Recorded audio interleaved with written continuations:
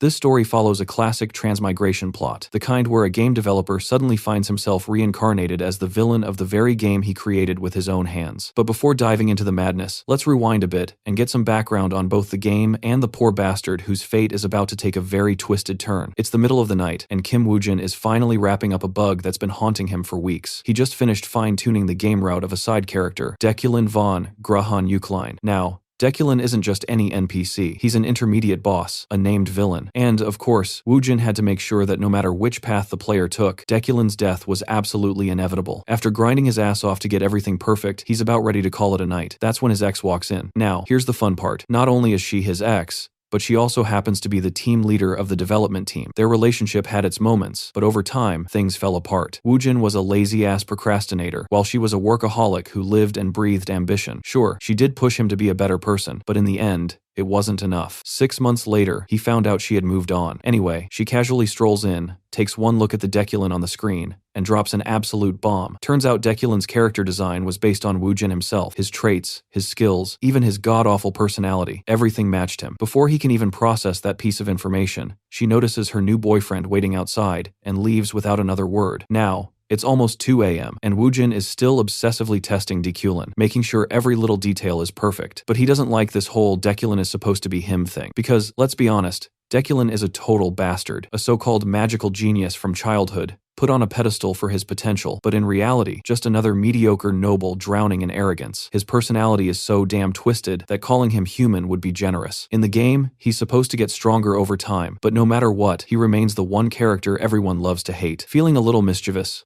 Woo-jin decides to tweak Dekulin's personality a bit, add something unique, something special just for him. Since this villain is practically his in-game doppelganger, he throws in a new attribute, comprehension. And because he's already in the mood, he sneaks in a few of his personal favorites, wealth, Midas touch, sharp eyesight, and iron will. But after stuffing Dekulin with all these overpowered perks, it hits him. Maybe he went a little overboard. He quickly moves to revert everything back to normal, because the last thing he needs is another game-breaking bug right before launch. And that's when he gets a text. The message tells him to look outside. Confused, Woo-jin glances out the window, only to see a massive hole in the sky. The next thing he knows, a lightning bolt comes crashing down toward him, and before he can even curse, everything turns black. When he opens his eyes, he's no longer Kim Woo-jin. Inside the body of Dekulin, the very man doomed to die no matter what. As he's still grappling with this absolute nightmare, Dekulin's sister suddenly barges into his room. Annoyed as hell, she scolds him for slacking off instead of handling his duties as a distinguished professor. Apparently, he's been sulking over a woman instead of doing his damn job. After dumping a pile of documents on his desk, she storms out, but not before warning him to get his act together, because she won't stand for him dragging the family name through the mud. At first, Woo-jin thought this was just some messed up dream, but as the days passed, the overwhelming realism of it all forced him to accept the truth. He still doesn't know if this is some kind of afterlife, considering, well, he did get obliterated by a lightning strike. But one thing is clear, he's now literally the villain of the game he once developed. And if anyone needs a reminder, let's spell it out. Dekulin is a mid-tier boss. No matter which route the player takes, he is the root of all problems, the ultimate enemy of everyone, and the reason countless characters suffer. And now, Woo-jin is him. Woo-jin had a lot on his mind, but one thing bothered him more than anything. He had no clue which part of the story he was currently in. The only thing he knew for sure was how much mana he had. But even that wasn't much help, since he had no idea how fast it would run out. He wasn't exaggerating when he said that during development, he and the others had tested this game at least 1,000 times. And out of all those runs, this particular character, Dekulin, had survived exactly once, because that's all Dekulin was designed for, a middle boss, a glorified stepping stone, meant to die. Woo-jin's gaze drifted toward the documents that Dekulin's half-sister had practically thrown at him before storming out. Uriel von Grahan Yukline,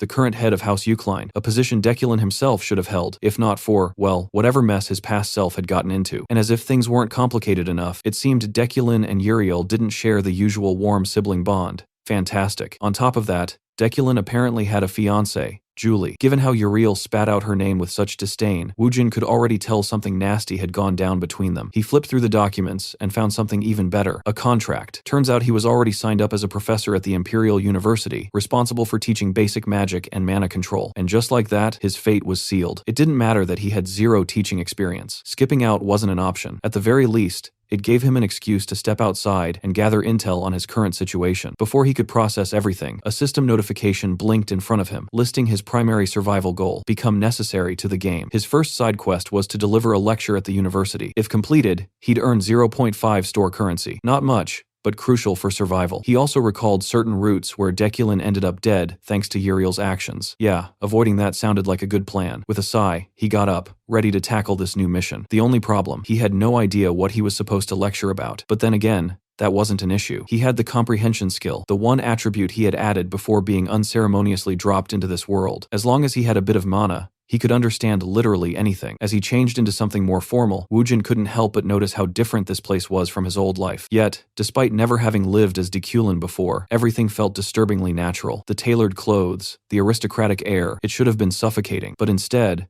they brought an odd sense of comfort. It was all thanks to Dekulin's built-in attributes: intimidation, dignity, and aesthetic sense. It was as if Dekulin himself was helping him settle into this body. Woojin didn't even feel the urge to act out of character. The rigid formality he once found exhausting now felt effortless. But despite knowing this was all just part of the role, there was something unsettling about it. As he walked toward his first lecture, everything felt disturbingly normal, like he belonged here, like he was meant to be one of the noble elite, standing above the common masses. A far cry from Kim Woojin, the nobody from South Korea. That guy was just an average-looking slacker, dumped by his ex and going nowhere in life. But now, as Dekulin, he wanted to embrace this role fully. If he was stuck here, he might as well play the part of a proper aristocrat. He stepped into his car. Just the interior alone screamed luxury, a stark contrast to anything he had ever experienced before. Speaking of nice cars, the thought reminded him of his ex's boyfriend, the rich bastard who loved flexing his ride. But before his mind could wander too far, he noticed someone sitting in the adjacent seat, a young boy who, upon realizing Dekulin was there, immediately straightened up and greeted him nervously before handing over a stack of documents. Woojin entertained the possibility that this kid might be his assistant or secretary. When he asked for confirmation, the boy looked completely caught off guard, as if he had just said something absurd. Apparently, this kid had been working under Dekulin for 3 years. Woojin sighed and flipped through the documents, half expecting to find detailed lecture material. Instead, what he got was essentially a script, a word-for-word breakdown of what he was supposed to say. Every single detail. There was no way in hell someone like Dekulin would have actually prepared his own teaching material. The prideful bastard was too arrogant and too untalented for that. Realizing just how much effort this kid must have put into it, Woojin felt compelled to say something. A simple word of appreciation wouldn't kill him, right? So, he did just that. The reaction was unexpected.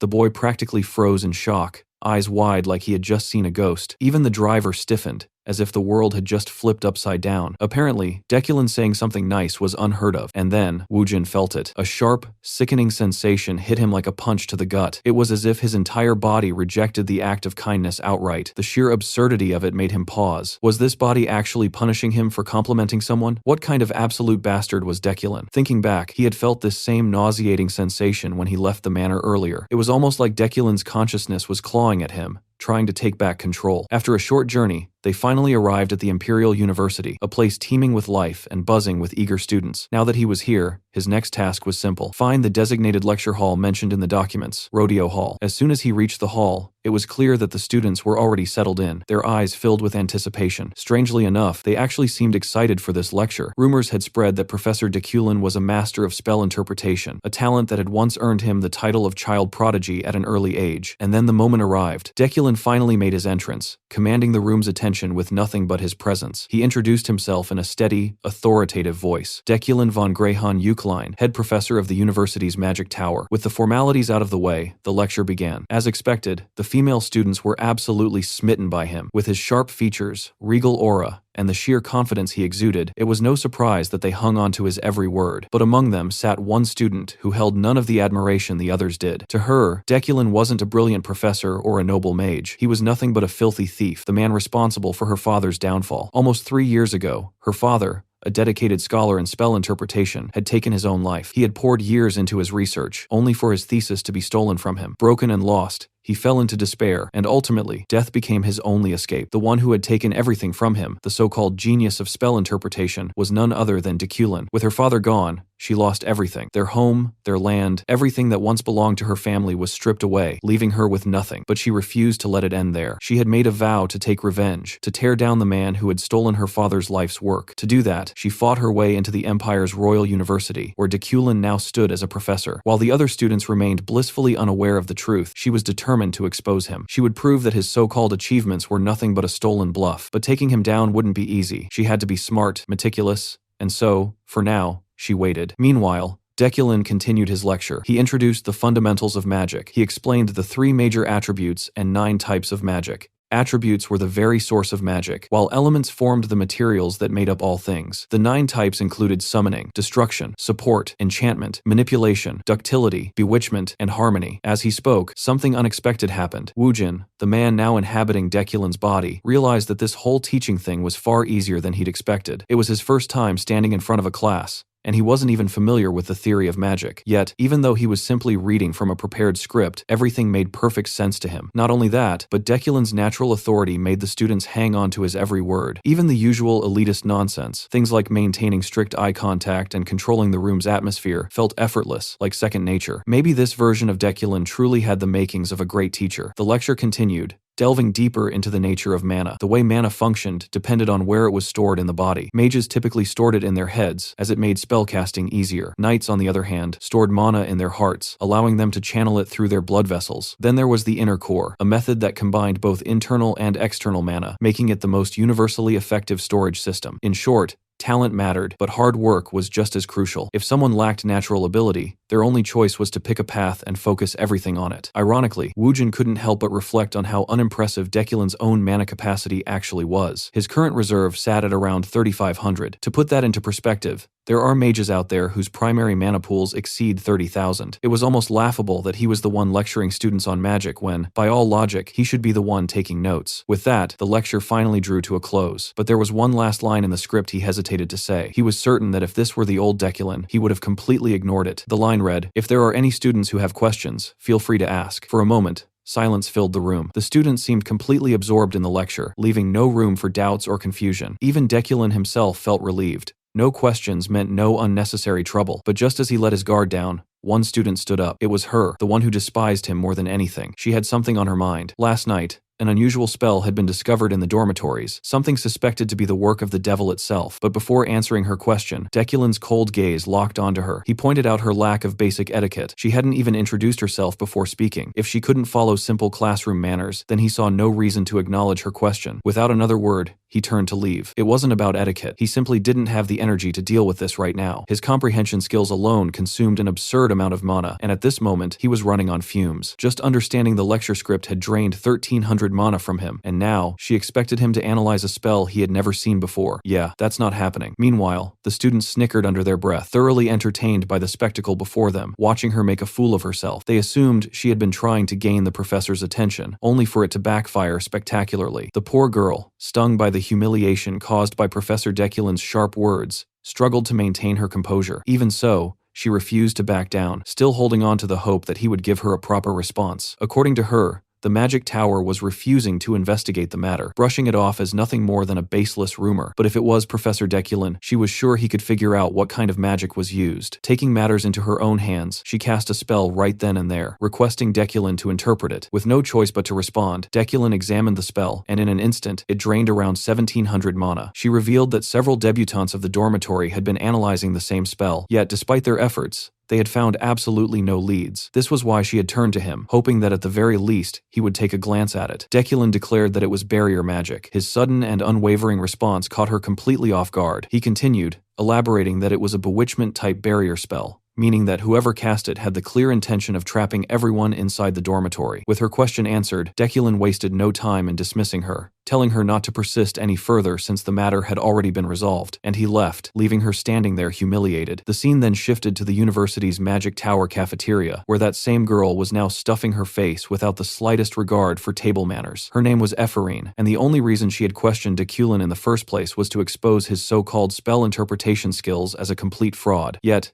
instead of proving him wrong, she had made a clown of herself, and the embarrassment was crushing. Even now, she refused to believe that Deculin had actually known what he was talking about. Bewitchment magic was extremely difficult. After all, most spells required specific parameters. Yet, Deculin had carelessly labeled it as bewitchment magic without mentioning a single parameter. That alone was enough for her to call it bullshit. What she had shown him wasn't just some random spell. It was an exact replica of the unknown magic circle that had been drawn on the dormitory's front door the previous night. At first, everyone had been shocked by the sight of the unfamiliar spell, but it had quickly turned into research material for the new students. From the very beginning, she had been convinced that Deculin was full of it, making up nonsense just to sound impressive. But then, one of her friends came rushing toward her, breathless with excitement. She reveled that the magic circle on the dorm's front door had finally been deciphered, and just as Deculin had claimed, it really was a barrier spell. After collective research, They had reached the same conclusion, meaning Deculin had been right all along. Ephraim sat frozen in absolute disbelief. There was no way. She refused to accept that it had actually been barrier magic. More than that, she couldn't stand the thought of acknowledging Deculin as a legitimate master of spell interpretation. Meanwhile, her friend, still caught up in admiration, rattled off endless praises for Professor Deculin, going on and on about his incredible capabilities. Eventually, after singing his praises long enough, her friend decided to leave, but not before thanking Ephraim for having the guts to question the professor in the first place, since no one else would have dared. Even so, Ephraim remained unconvinced. There was no way Deculin had actually given the correct answer on purpose. It had to have been a damn fluke. What pissed her off even more was the fact that instead of exposing him as a fraud, she had only made him look even more competent. Now, everyone was convinced that Deculin was a capable professor. Frustrated, she began flipping through a document detailing Deculin's achievements, determined to learn more about her enemy. After all, there was an old saying, if you know the enemy and yourself, you will never be defeated. If she had to deal with that jackass every single day, then fine. She would make sure to expose him so thoroughly that his reputation would be ruined beyond repair. The scene shifts to our protagonist, or I say our villain. While walking, he was dreading the worst possible outcome of what had happened in the classroom. The moment his eyes landed on that spell, his comprehension skill had activated automatically. Just a single glance at the spell circle, with its tangled lines and intricate structure, had been enough to drain every last bit of mana he had left. But what frustrated him the most was that even after sacrificing all that mana, he still couldn't grasp what the spell actually was. Even if he had twice the amount of mana he possessed now, it wouldn't have made a difference. The principles behind it remained completely out of reach. For now, though, he was just relieved that everything had worked out in his favor. But just as he continued walking, his path was suddenly blocked by a woman clad in gleaming white knight armor. White hair, light-colored eyes. She was a familiar sight. Deculin recognized her instantly, not just because he had seen her countless times in this world, but because he had worked on this game himself. She was Julie von Dea Freyden, his supposed fiancée and a named character, destined to become the pinnacle of knighthood. He hadn't expected to cross paths with her this early, but there was no avoiding it now. Without hesitation, he responded to her greeting casually, claiming that he was doing fine, but Julie wasn't convinced. Her expression hardened as she questioned how he could possibly be fine after breaking the promise they had made a week ago. Of course, Woojin, now Deculin, had absolutely no clue what she was talking about.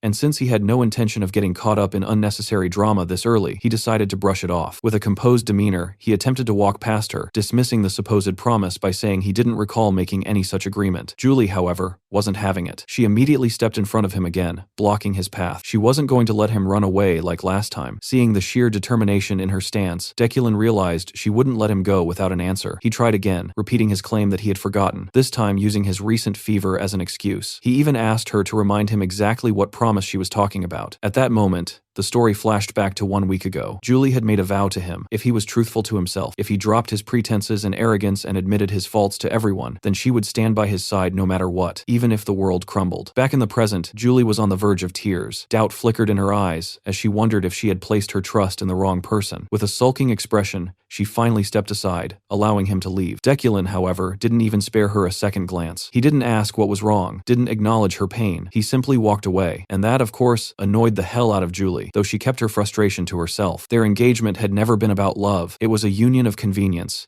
carefully arranged to benefit both families. Deculin, a talented mage, and Julie, a prodigious knight. Their marriage was meant to strengthen the influence of their noble bloodlines, the Isekai'ds and the Freydens, two powerful families standing together. No one had objected to it because, on paper, it was the perfect match, but reality was a different story. As time passed, it became clear that Deculin's so-called talent had never truly existed. He was not the prodigy the world had believed him to be. Perhaps he refused to acknowledge it himself, but the truth was undeniable. He had deceived everyone, branding himself as a genius in spell analysis, and even managing to secure a position as a professor. But that illusion eventually crumbled. Headlines had spread like wildfire, claiming that the youngest top professor of the Magic Tower was on a steady decline. After that, Deculin had stopped making any notable achievements. Even so, the Isekai'ds and the Freydens had done everything in their power to keep the scandal quiet. Julie was certain that neither household wanted to become the subject of gossip. They had no intention of letting their family shame become public knowledge, but Julie couldn't just accept it. She had agreed to this marriage despite lacking any love for Deculin, but she refused to tolerate lies. They clashed with everything she stood for as a knight. What stunned her the most, however, was that Deculin himself had promised to uphold her beliefs. He had agreed to remain a truthful person, and yet, now it seemed to her that it had all been just another load of bullshit. Before moving forward, Let's take a moment to understand the significance of the Imperial University and the Magic Tower. The Imperial University is the most prestigious institution in the game, and among its various departments, the Magic Department reigns supreme. To put it into perspective, the Magic Department is like the Korean University Medical School, while the Magic Tower is comparable to the Korean National University Hospital, a place of cutting-edge research and top-tier professionals. Woojin takes in the grandeur of the place, his eyes scanning the vast, meticulously maintained campus. The garden, with its neatly trimmed hedges and elegant pathways, resembles something straight out of an American college campus. Every detail here was carefully designed, and he knows firsthand how much effort went into crafting this atmosphere. After all, he and his team had spent countless nights bringing this world to life. Yet, as much as he'd love to immerse himself in the beauty of it all, there's one lingering regret. He wishes he were in someone else's body. Just as this thought crosses his mind, he senses something off. Someone is following him. The moment he turns around to confront them, he collides headfirst into the person trailing him. The unfortunate victim of this crash is none other than his assistant Alan, who is rushing with a massive stack of documents. For a brief second, Deculin's instincts scream at him, making him think it might be an ambush. But as soon as he recognizes Alan, that tension fades. Later, back in his office, Alan finally presents the documents he had been hurrying to deliver. It's a sponsorship list for the new mages this year. Much like real-world research institutions, the Magic Tower relies on funding from magical development, and the professors here sponsor promising new mages they deem worthy. As Deculin flips through the profiles, one name immediately catches his attention. Unlike the others, this one gleams in a radiant golden light, a detail he quickly attributes to his unique ability. Deculin possesses an attribute called Wealthy Magnate, which grants him an uncanny intuition for profitable ventures. The more information he receives, the sharper his business instincts become. Then there's Sharp Eyesight, another ability that allows him to visually perceive attributes, mana levels, and other key details. The combination of these two traits makes it painfully clear. Any name shining in this golden glow is a walking fortune just waiting to be claimed. And among all the names on the list, one stands out the most: Epherae Luna. The realization hits like a slap to the face. Of all people, the one whose abilities mark as the most promising candidate for prosperity is the very girl who is actively working to destroy him. The irony is almost laughable. Deculin knows her well. She's one of the main characters in the game. According to the developers, she harbors a deep grudge against him, and for good reason. Her father lost his life because of him. As he continues reading, something else catches his attention. Unlike others on the list, Epherae has no sponsors. When he questions Alan about it, the answer is hardly surprising. Everyone is being cautious. No one wants to risk angering Deculin by supporting someone who might become his enemy. And yet, there's something about her that commands respect. Despite never attending the academy and learning magic entirely through self-study, her talent is undeniable. Her potential is limitless. But it doesn't change the fact that she sees him as an enemy, or rather, he is her enemy. After all, he's the reason her father is dead. Woojin already knows how this story is supposed to go. If events follow their original path, he'll die just as he does in the game. It's inevitable. His fate is to be killed, whether by sword, poison, assassination, or a well-timed explosion. The method may change, but the result remains the same. That's thanks to another one of his wonderful attributes, Villain's Fate, an ability that ensures the entire world despises him and wants him dead. The only upside, anything that fails to kill him only makes him stronger, but he isn't interested in dying. Not in this world, not in this body. If he wants to survive, he needs to make choices that the original Deculin never would, starting with this one. Without hesitation, he signs the sponsorship papers for Epherae Luna. Handing the documents back to Alan, he instructs him to submit them immediately. He also lists a few books he needs, borrowed resources that will help him shape his next steps. Left alone in his office, Deculin leans back, lost in thought. If there's one thing he knows for sure, it's that money will be his greatest shield. Many of the deaths awaiting him can be avoided with enough wealth. Sponsoring a promising mage is a step in the right direction, but it won't be enough. There are countless enemies lurking in the shadows, waiting for the perfect opportunity to strike. If he wants to live, there's only one way out. He needs to amass enough wealth and power to crush anyone who stands in his way. As Woojin fixated on his goal of becoming stronger, he couldn't help but recall that Deculin's talents were, at best, average. If he didn't find a way to improve, he was certain he wouldn't survive the countless threats looming over him. Fortunately, there was one thing working in his favor: his attributes. Despite boasting about controlling all four elements, the truth was that Deculin's potential lay specifically in earth and fire. When these two were combined with metal, they resulted in something unique: his attribute, Midas Touch. This ability consumed his mana to unlock the hidden potential of a target. His proficiency in metal manipulation also allowed him to wield levitating blades, though, in reality, these blades were nothing more than refined telekinesis. However, in this world, telekinesis was an enigma, barely understood and rarely practiced. Deculin knew that if he could master basic manipulation magic, he could compensate for his lack of overwhelming raw power by controlling metal objects at will, but for that, he needed to start with the fundamentals. Without wasting time, he activated his comprehension skill, instantly absorbing all concepts and spells related to basic telekinesis from the book in front of him. Moments later, armed with this new knowledge, he focused on a nearby pen. A faint energy coursed through his body, and in an instant, the pen floated into the air. His Midas Touch attribute allowed him to cast telekinesis effortlessly, without any incantation. Though what he had just learned was merely the foundation, he could already sense its potential. The thought of mastering advanced telekinesis excited him. There was no telling what he would be capable of once he reached that stage. The next challenge was even more ambitious, integrating a magic circle into his body. In this world,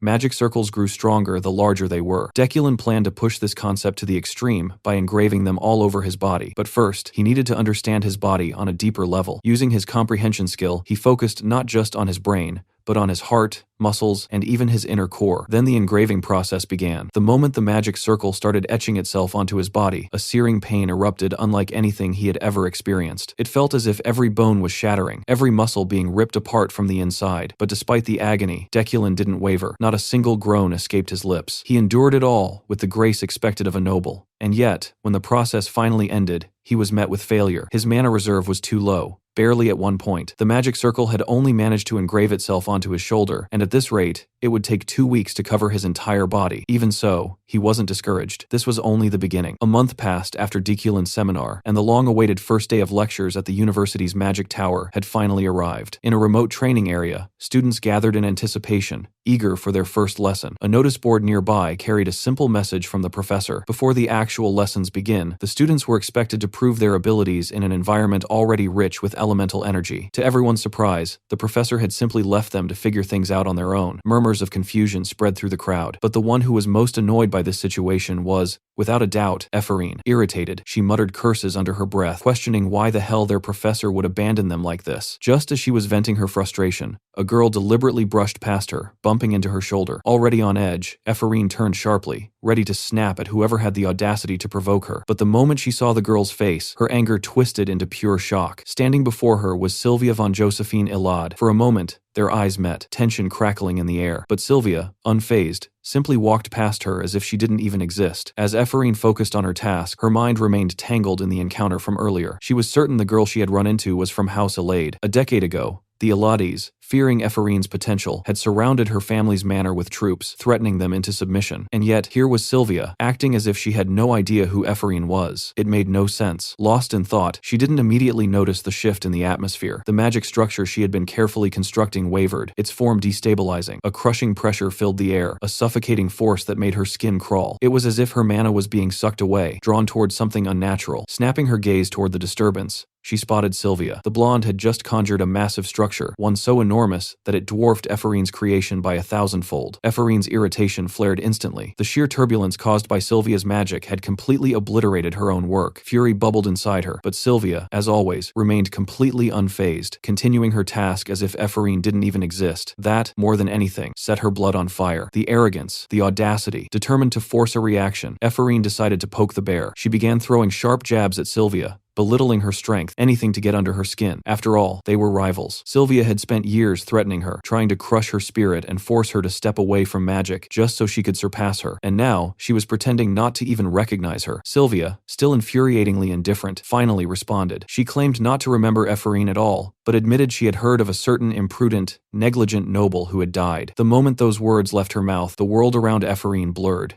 That was a direct insult to her father. Her vision tinted red as rage exploded inside her. Without a second thought, she leaped into the air, magic surging around her clenched fist. With a furious lunge, she swung a devastating strike straight at her rival. Sylvia barely had time to react. A protective barrier flared to life just in time, her eyes betraying a flicker of doubt in her own ability to withstand the attack. Then came the collision. An earth-shattering boom erupted as their forces clashed, sending violent gusts ripping through the students around them. The sheer impact made them stumble, groaning as the shockwave rattled through their bodies.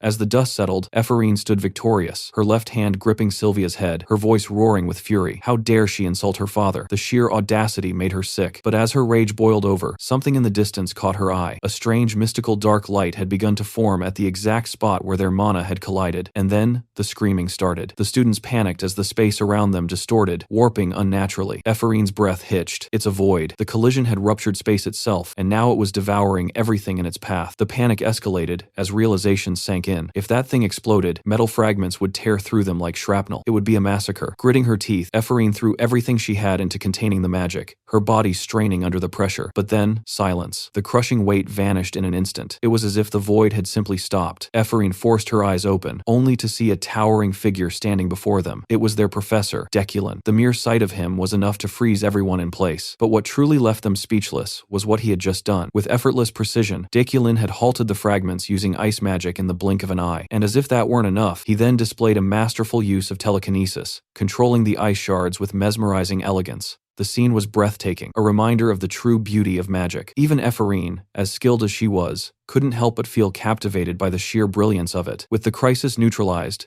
Deculin finally spoke, his cold, commanding voice slicing through the stunned silence. His words marked the end of the lecture, but as his piercing gaze turned to Sylvia and Ephorine, the atmosphere shifted once again. Without needing to elaborate, his meaning was clear. Everyone else was dismissed, except for the two troublemakers responsible for this disaster. As the students hurried away, casting glances of pity at her, Ephorine could only stand there, her stomach sinking. Her face said it all. She was so screwed. As the scene shifts, the tension thickens inside the interrogation room. Deculin sat in silence, awaiting the arrival of the other professors, Retlan from the Spirit Studies Department and Relin from the Support Studies Department. Seated beside him was none other than Adeline Sigillian, the chairwoman of the university. Once the professors settled in, their attention turned to the subject of today's meeting, the reckless student who had dared to strike down a noble from the Isekai'd household. Ephorine, seated at the center of it all, was nothing more than a nameless nobody in their eyes, the kind of student the university wouldn't hesitate to discard. The way they sized her up, measuring her worth based on her lack of noble lineage, made it painfully clear how this meeting would unfold. Had it not been for Deculin's intervention, things could have escalated far worse. His actions had left the professors impressed, but he already knew how this disciplinary meeting would go. The daughter of an influential family would walk away as the victim, while the so-called fallen noble,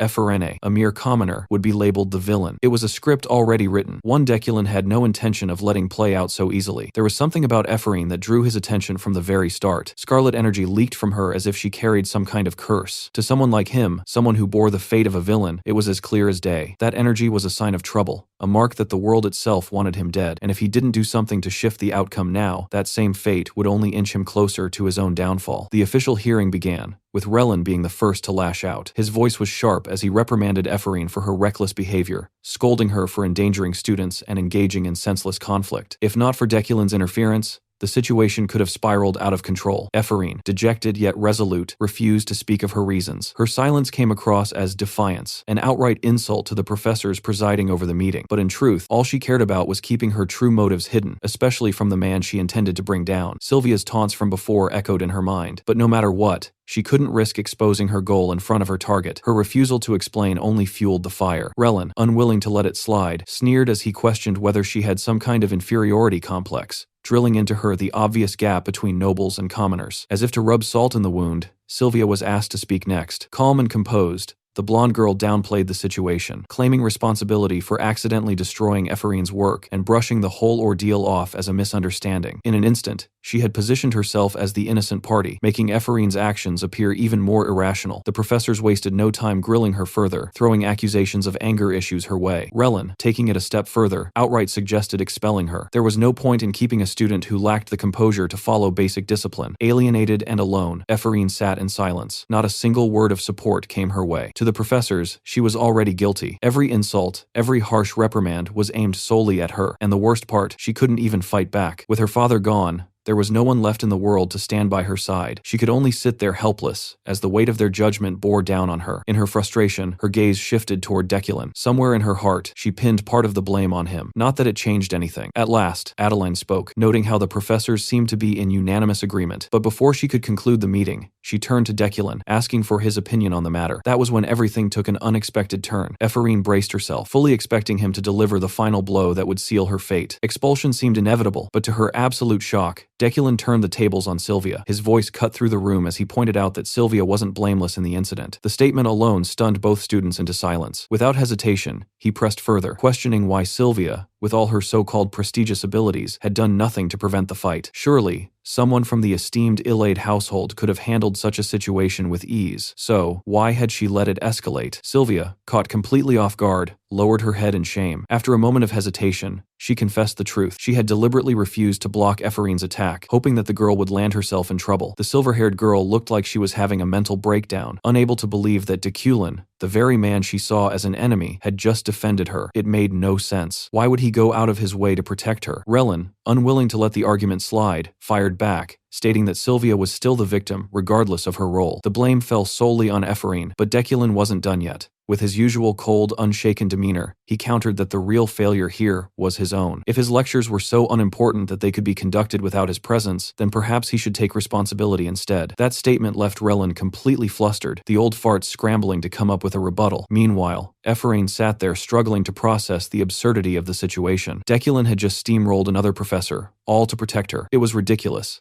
Absolutely ridiculous, and yet it was happening right in front of her eyes. Having heard enough, Adeline made her decision. She saw no reason to treat this as a grave offense. Students naturally clashed at times. It was only normal at their age. With that, she dismissed the meeting, declaring that no punishment would be issued. Ephorine and Sylvia were free to leave. Ephorine felt nothing but confusion. She had mentally prepared herself for expulsion. Knowing Deculin, this was supposed to be her downfall. And yet, here she was, left unscathed. None of it made sense. Not one damn bit. After the meeting, Relin couldn't help but applaud Deculin's sharp insight and analysis, impressed by the way he dissected situations. But our boy's attention was elsewhere. His gaze shifted to Ephorine, who had called for him. There was hesitation in her eyes, but she mustered the resolve to ask the question burning in her mind. She had been holding on to this for a long time, wondering if he recognized the name Luna. Did he even remember? Her father, the man Deculin had put through living hell, the one who had suffered so much under him that he ended his own life just to escape the pain. The weight of that memory sat heavy on her chest. And yet, Deculin, being the master of anticipation that he was, had expected this moment. He knew she would reach out to him eventually. Ephorine,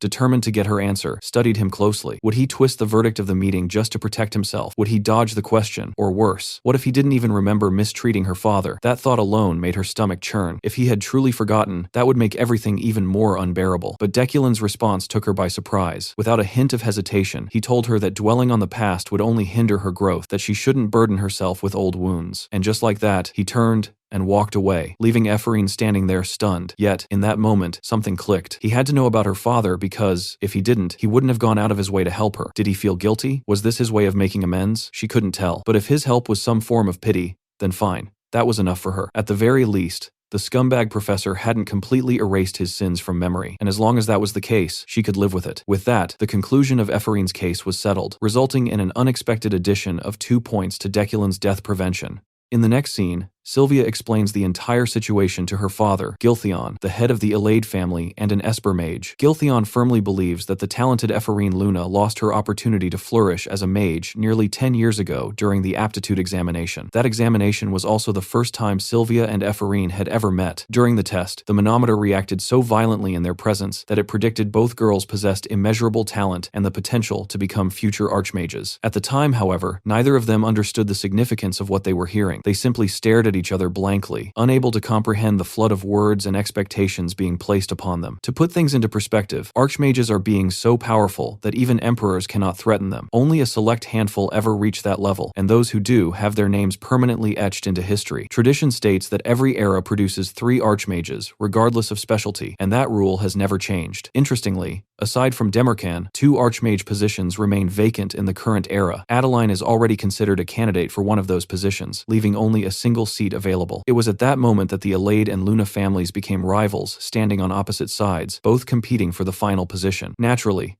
Giltheon is determined to ensure that Sylvia claims that title, no matter the cost. His determination ran so deep that he even threatened Ephorine's father and prevented him from enrolling his daughter at the academy. Sylvia understands this reality better than anyone. The only reason her family so ruthlessly overpowered the Luna family was because they wanted her to seize the throne. They wanted her to become an archmage regardless of the consequences. At the same time, It wasn't only her family's desire, it was also Sylvia's own wish and the future that had been predicted for her. That is exactly why Ephorine's words affected her so deeply back then. In the end, she chooses to dismiss the entire matter as simple bad luck. While Giltheon isn't particularly worried about Ephorine as a competitor, he is concerned about Professor Deculin. In his eyes, Deculin is an ordinary man who happened to be a genius at a young age, making him difficult to predict. Because of that, nobody can say for certain whether he might suddenly rise through the ranks and become a dangerous dark horse. Sylvia isn't surprised by this opinion, because she already sensed his potential the moment he deciphered her trap. When the explosion happened, it was true that Sylvia erased Ephorine's mana. However, she had also secretly prepared a personal trap. Her plan was to unleash the void by turning it into a direct conflict between their attacks. If successful, the incident would become even more catastrophic and place Ephorine under even greater suspicion. The reason Deculin fired the Maglaire that day was because he saw through her scheme from the very beginning, despite her efforts to avoid being noticed. Even after understanding the entire situation, he chose not to expose either of them. Instead, he presented a third option, a compromise that kept both girls safe. His warning was essentially a demand that they cooperate with the version of events he created if they wanted to survive the situation intact. Looking back on it now, Sylvia realizes she greatly underestimated his abilities. More importantly, the entire incident leaves her wondering what kind of person Deculin truly is. A few days pass, and the story shifts to Deculin's magnificent manor. The man is practically living the Bruce Wayne lifestyle. Dressed impeccably and escorted by his driver, Deculin reflects on his decision to support Ephorine during that critical moment. In his mind, it was the correct choice. By doing so, he removed one of the death roots waiting for him, and even managed to increase his store currency. Personally, he never expected Ephorine to reveal herself so quickly during their first encounter. Even so, he could tell from that moment onward that she had been hostile toward him from the start. While his intervention has now turned Sylvia into an enemy as well, he still believes it was the best course of action available. Setting that issue aside, Deculin isn't particularly fond of attending social gatherings. At the same time, he has no intention of letting opportunities to earn store points pass him by. After all, he received a side quest requiring him to attend the Flower of the New Year event, rewarding him with another half point of store currency. At present, he still needs a minimum of 5 currency points before he can access the shop. Because of that, his current focus is on interacting with the main characters whenever possible. Upon arriving at the event, Deculin is welcomed with honor and respect. The party is filled with nobles,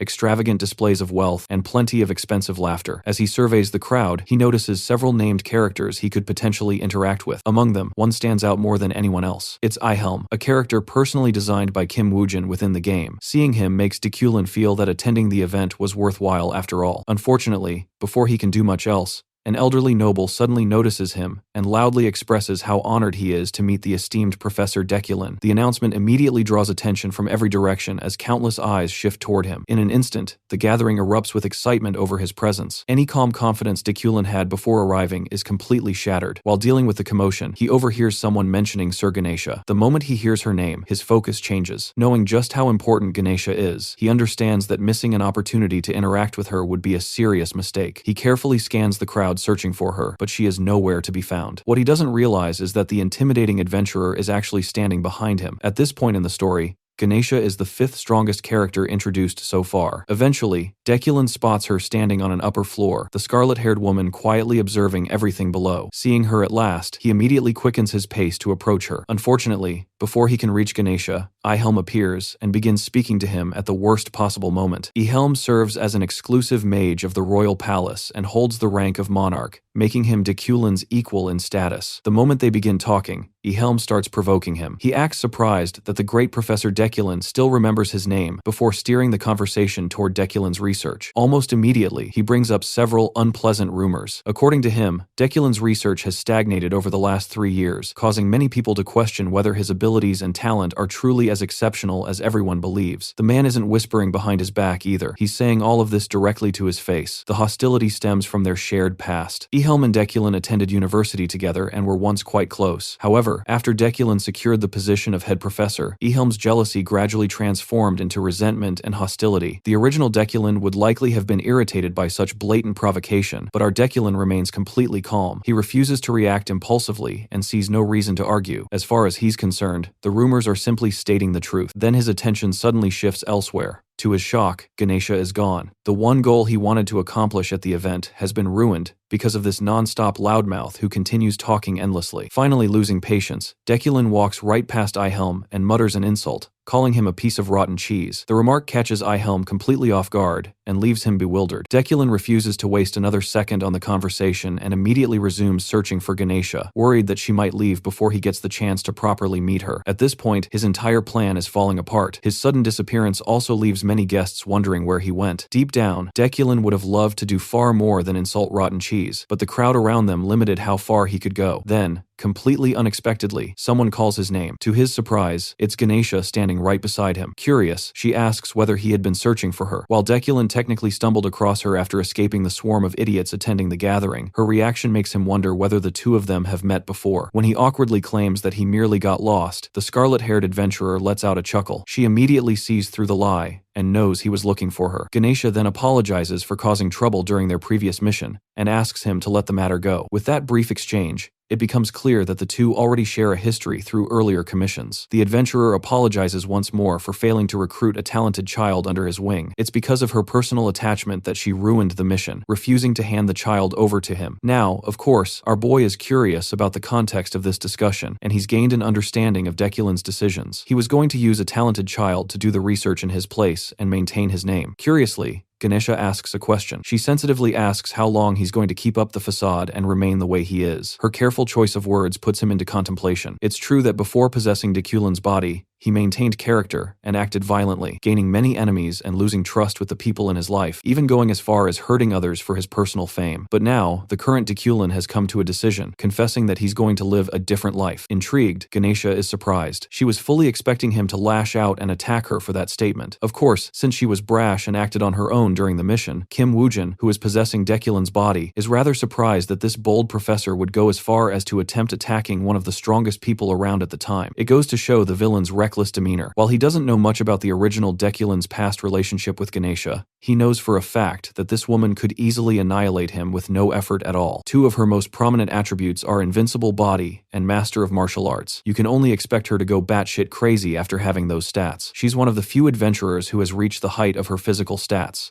Now, because Kim Woojin is possessing Dekulin's body, there was no instance of hiring assassins to do the deed for him, because if that were the case, Ganesha would have died already. While he's having this contemplation, Ganesha is wondering if this guy hit his head or ate something spoiled today. She can't place a finger on his strange behavior. Dekulin's already achieved his goals for today, so he quickens to leave the discussion. Ganesha is rather surprised and wonders if it's really true that he won't be sending anyone after her. Turning to her one last time, the cool professor remarks that it would be beneath him. This girl is literally left too stunned to even speak. Going back to the hall, Dekulin internalizes that he could easily utilize Eucline's power to pressurize the adventurer using the guild. However, doing so would only cause his death variables to increase. To his utmost horror, the system informs him that he just prevented a death variable. Bro was not expecting to get murdered tonight. This means, for a fact, that Ganesha's conversation from earlier could have ended very, very differently. Even a simple social gathering event is waving death flags over his head. Poor guy. The scene switches to Rayleigh, an adventurer who is relative to Julie. The talented knight is sitting in annoyance, clearly disoriented and in a bad mood. Rayleigh realizes what must be causing her sour expression, so she boldly asks if Julie has made any progress with her fiancé as of late. Just hearing that, Julie's body fidgets. Rayleigh clarifies that she means Professor Dekulin, as there were rumors spreading about. Recalling his annoying response from their meeting, Julie doesn't hide her frustration, expressing that their relationship is in the gutter. Only this time, she confessed it out loud. In a surprising turn of events, the man of the hour comes around to leave. He spots her, but he's already leaving. Despite being known for loving gathering events, he didn't even shoot a look towards his fiancée, causing people to wonder if he's got a sour relationship with Julie. This adds to the rumors about him. Dekulin's early leave from the gathering event raised a number of questions, all leading to one theory. They think it's because Julie and him had a fallout, but of course, not even the game developer Kim Woojin could have predicted this turn of events. A week has passed since he attended the social gathering event. This man has been putting in the work, looking at his damn muscles as he finesses that pull-up. Apart from his usual memorization and telekinetic training, he introduced working out to his routine to increase his stamina. It's mostly because he nearly died from experimenting with some crazy shit just a few days ago. This guy was on the floor, coughing out blood in his miserable condition. Any normal mage would have died from what he did. The only reason he survived is thanks to his Iron Man attribute. Bro is Tony Stark. In a quest to achieve greater strength after encountering Ganesha, he attempted to engrave fire control alongside his telekinetic powers.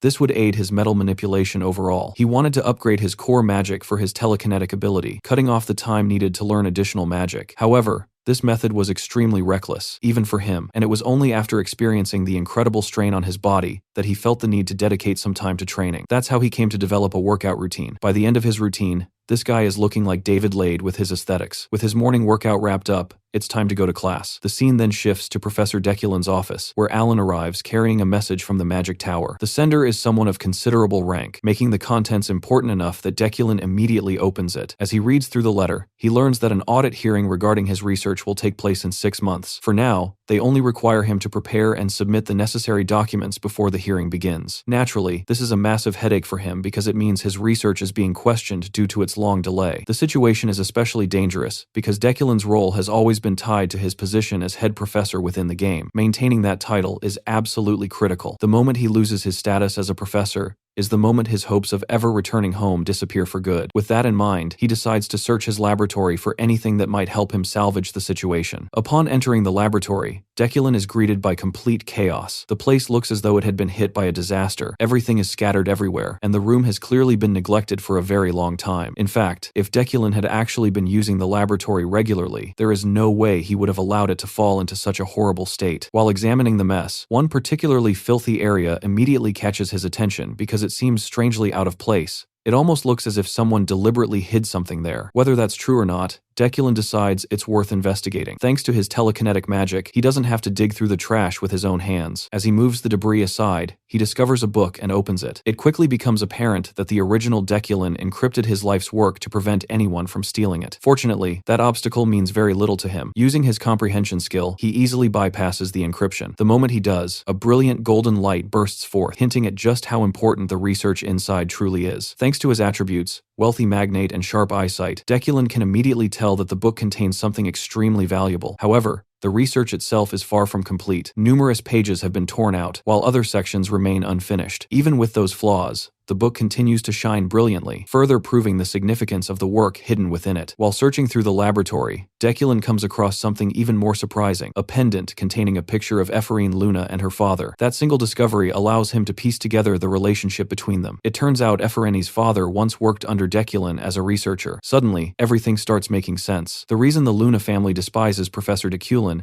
is because he exploited Ephorine's father and took credit for work that wasn't entirely his own, building fame at the man's expense. Because of Deculin's actions, Ephorine ended up living an incredibly difficult life. Seeing all of this firsthand, Deculin decides that things will be different moving forward. He resolves to finish the incomplete research using his comprehension skill, and once it's completed, he plans to add Ephorine's father's name to the project as a co-author and contributor. The story then moves to one of the university's cafes, where several commoner students have gathered together. They've formed their own group, believing they need to support one another whenever trouble arises. If they don't stick together, the nobles will constantly take advantage of them. During the discussion, one of the girls asks Ephorine what she thinks about the idea. Unfortunately, the question puts her in an awkward position. Ephorine isn't entirely sure how she feels, because she herself comes from a fallen noble family. Even so, she doesn't mind letting go of her former status. As far as she's concerned, her current reality matters more, and right now, she doesn't even own a residence. Hearing that, the orange-haired girl enthusiastically welcomes Ephorine into their group. The others quickly agree and even nominate her as the representative of the commoners. Another girl with short hair suggests that they officially establish their group as a club. The problem is that they need a professor's approval first, making that their biggest obstacle. They briefly consider Professor Relin, but everyone knows he always sides with nobles, so he's immediately ruled out. Professor Carmel isn't any better since she also tends to look down on commoners. Someone then mentions that Professor Deculin wouldn't be a good choice either. Meanwhile, Ephorine is completely distracted by a beautiful strawberry dessert sitting nearby. While she's busy admiring it, the orange-haired girl suddenly declares that they should absolutely ask Professor Deculin for help. Before Ephorine can even react, everyone begins hoping she'll make the request on their behalf. Judging by the look on her face, that responsibility is the last thing she wanted. One of the boys argues that Deculin is actually their best option because he treats everyone equally badly, regardless of status. In his opinion, the fact that Ephorine escaped punishment thanks to Deculin proves that the professor might favor her at least a little. Ephorine immediately rejects that idea, insisting that nothing like that is happening. The direction of the conversation genuinely annoys her. After everything that's happened, she wants absolutely nothing to do with Deculin. Refusing their request outright, she quickly leaves the cafe. Unfortunately, the orange-haired girl, Julia chases after her and continues trying to convince her. Ephraim repeatedly explains that whatever they're imagining simply isn't going to happen. Their conversation suddenly comes to a halt when Julia freezes in place. Confused, Ephraim wonders what could have caused such a reaction. The answer becomes obvious the moment she turns around and finds herself staring directly into Deculin's eyes. Of all the moments to encounter him, it had to be now. The sight of him sends Julia running for her life, leaving poor Ephraim to deal with the situation alone. Standing there awkwardly, she struggles to find the right words while Deculin is already preparing to leave. After hesitating for a moment, she finally gathers the courage to stop him. Ephraim explains that they want to establish a club and need his approval. Despite all her embarrassment, she somehow manages to ask. She also admits that she's worried because professors usually don't approve requests from commoners.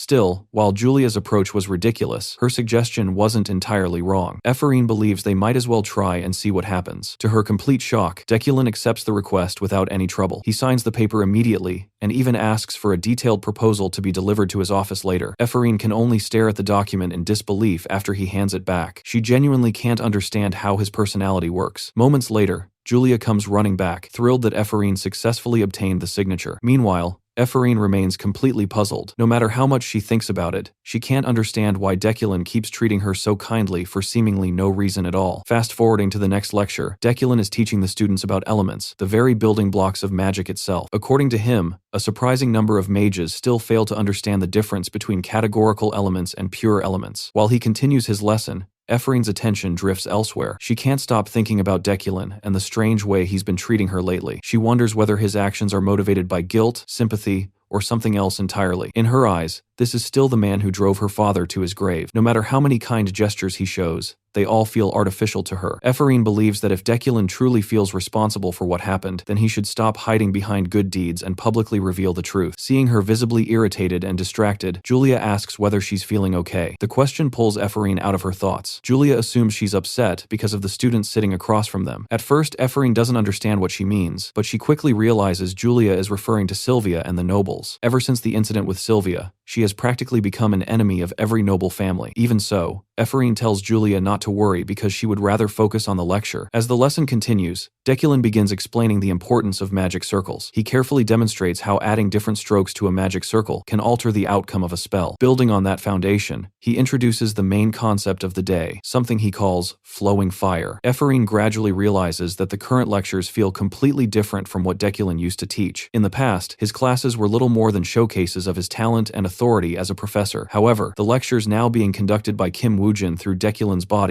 are entirely different. Rather than showing off, they reveal the beauty of magic itself while emphasizing a deeper understanding of its foundations. The change leaves the students stunned. Even Sylvia is affected by it. As someone born with extraordinary magical talent, she had long forgotten the childlike curiosity she once felt toward magic. Yet now, that sense of wonder is slowly returning. Deculin continues the demonstration by presenting the magic circle associated with water. Then he combines it with the fire circle, creating a phenomenon the students have never seen before. A purple magic circle forms and instantly captures everyone's attention. The result is smooth liquid fire flowing like water. The entire classroom is amazed by the display. Sylvia is especially shocked because the lecture explores levels of magical theory she never expected. Normally, geniuses in the magical world rely on intuition and natural talent to cast spells. For them, theory is often considered secondary. If every mage focused heavily on theory, then magic would become something everyone could approach through the same framework. The problem is that spending too much time studying theory often slows practical growth and hinders the intuitive understanding required to master magic. That's the unfortunate paradox. To become a true genius,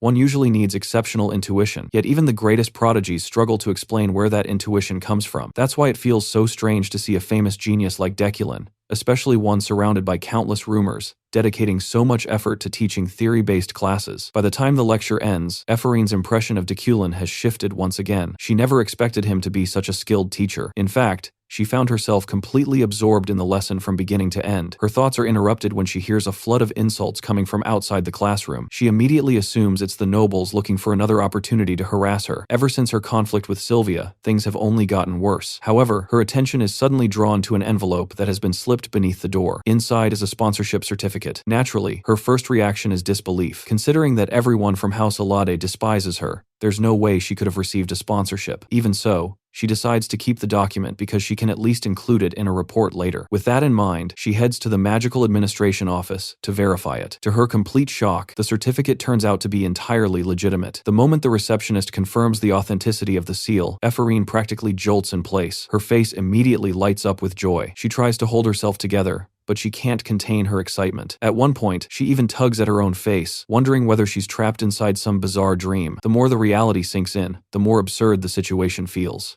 Ephraim nervously checks her surroundings, terrified that someone might have witnessed her reaction. She practically shrinks beneath a table after realizing the sponsorship is worth 100,000 elne. To put that into perspective, the amount is equivalent to 100 million won. The sheer size of the reward completely overwhelms her. She's so convinced something terrible is about to happen that she starts gathering her belongings as if she might need to flee at any moment. Even the staff members begin looking at her strangely because of her suspicious behavior. Ephraim continues spiraling until she accidentally smacks her head against the table. The pain finally convinces her that this isn't a dream. Faced with the reality of it all, she begins to cry. For the first time in a long while, the girl who had spent so much of her life being ignored and looked down upon finally feels that her talent has been recognized. That single act of acknowledgement fills her with hope and gives her the motivation to work even harder. More than anything, it's a reminder of how one small act of kindness can completely restore someone's faith in the world. With that emotional moment behind us, the story shifts to the Eucline's manor. There, Deculin's half-sister learns that he is currently on his way to the auction house of Schatz and Yevel. The strange name doesn't make the news any less frustrating. The moment she hears it, she starts fuming. Her mind immediately goes back to the previous year, when Deculin casually spent 10 million elne. Remembering that ridiculous amount makes her worry about how much money he's going to throw away this time. Considering his history, she has every reason to fear that whatever happens at the auction is going to be expensive. At the auction house, we find Deculin searching for something genuinely worth his time and money. Ever since he started using telekinesis magic, he realized that his lack of natural talent needed to be compensated for somehow. Up until now, he had been relying on a temporary solution made from wood steel, but today, he finally has a chance to obtain the real thing. That's the entire reason he came to this auction. While waiting in the VIP room, he unexpectedly spots a familiar face, his fiancée, Julie. Yet another complication he wasn't expecting. The moment Julie notices him, she immediately stands up and marches over with an irritated expression. She looks genuinely annoyed just by seeing him. Bringing up the incident involving Sylvia and Ephraim, the two students he had detained for committee judgment, she confronts him about his behavior. Deculin points out that the matter is already old news and asks whether she intends to blame him for it. Julie maintains a stern expression and criticizes him for crushing the dreams of young students with his attitude. She warns him not to repeat the same mistakes again,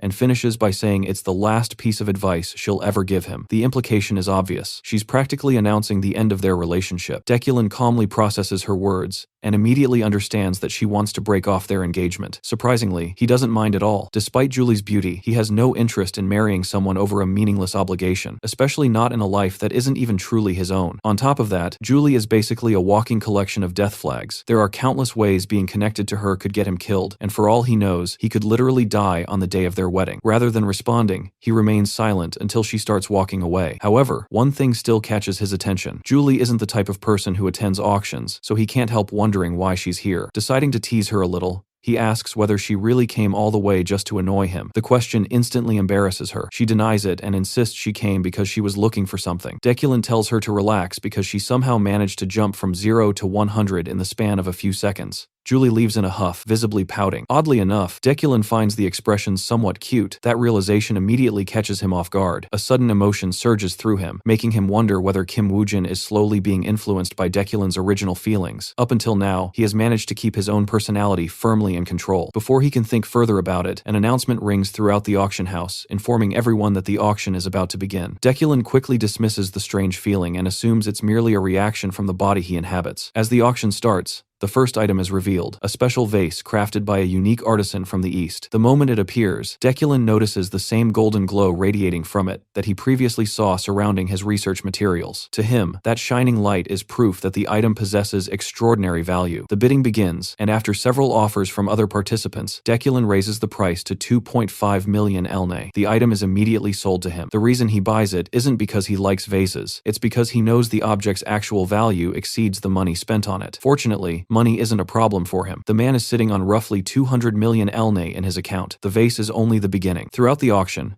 Deculin continues purchasing valuable items, including a special ring, a pair of unique scissors, and a rune necklace. Even after acquiring all of those treasures, he still casually places another bid worth 5.5 million elni. The audience is stunned by how aggressively Professor Deculin is spending money. Julie, meanwhile, sees it differently. In her eyes, he's simply an attention seeker with too much wealth and no meaningful way to spend it. To her, their personalities are completely incompatible. While he wastes enormous amounts of money without hesitation, she came here with a very specific goal in mind. She wants to obtain the Winter's Fire. Eventually, the final item of the auction is unveiled. It's an incredibly rare ore carrying immense historical significance, a treasure often described as nature's own magic. The legendary Snowflare Stone, known as Winter's Fire, is finally revealed. Its appearance leaves both Deculin and Julie captivated. Within the game, this stone ranks among the 10 rarest metals in existence. Although it is most commonly used in sword forging, its true value lies in its paradoxical nature. The stone simultaneously contains the essence of both heat and cold. Only dragon bones are considered more valuable. For Deculin, this ore is exactly what he came for. Unfortunately, Julie wants it just as badly. The bidding escalates rapidly as various participants drive the price higher and higher until it eventually reaches 30 million elni. Julie confidently places what she believes will be the winning bid. Her face begins to brighten with excitement as victory seems certain. Then everything changes when a single voice raises the price to 31 million elni. The bidder is Deculin. Julie immediately turns toward him in frustration. She can't believe her own fiancé is interfering with the one item she desperately wants. Determined not to lose, she raises the bid to 32 million. Deculin immediately responds with 33 million. The rivalry quickly becomes the center of attention. Many people find it strange that Professor Deculin is fighting so fiercely over a sword forging material. Some even assume he plans to buy the stone and give it to Julie as a gift. In their eyes, that's the only logical explanation for why he's preventing her from purchasing it herself. Meanwhile, Deculin suddenly realizes exactly who he's competing against.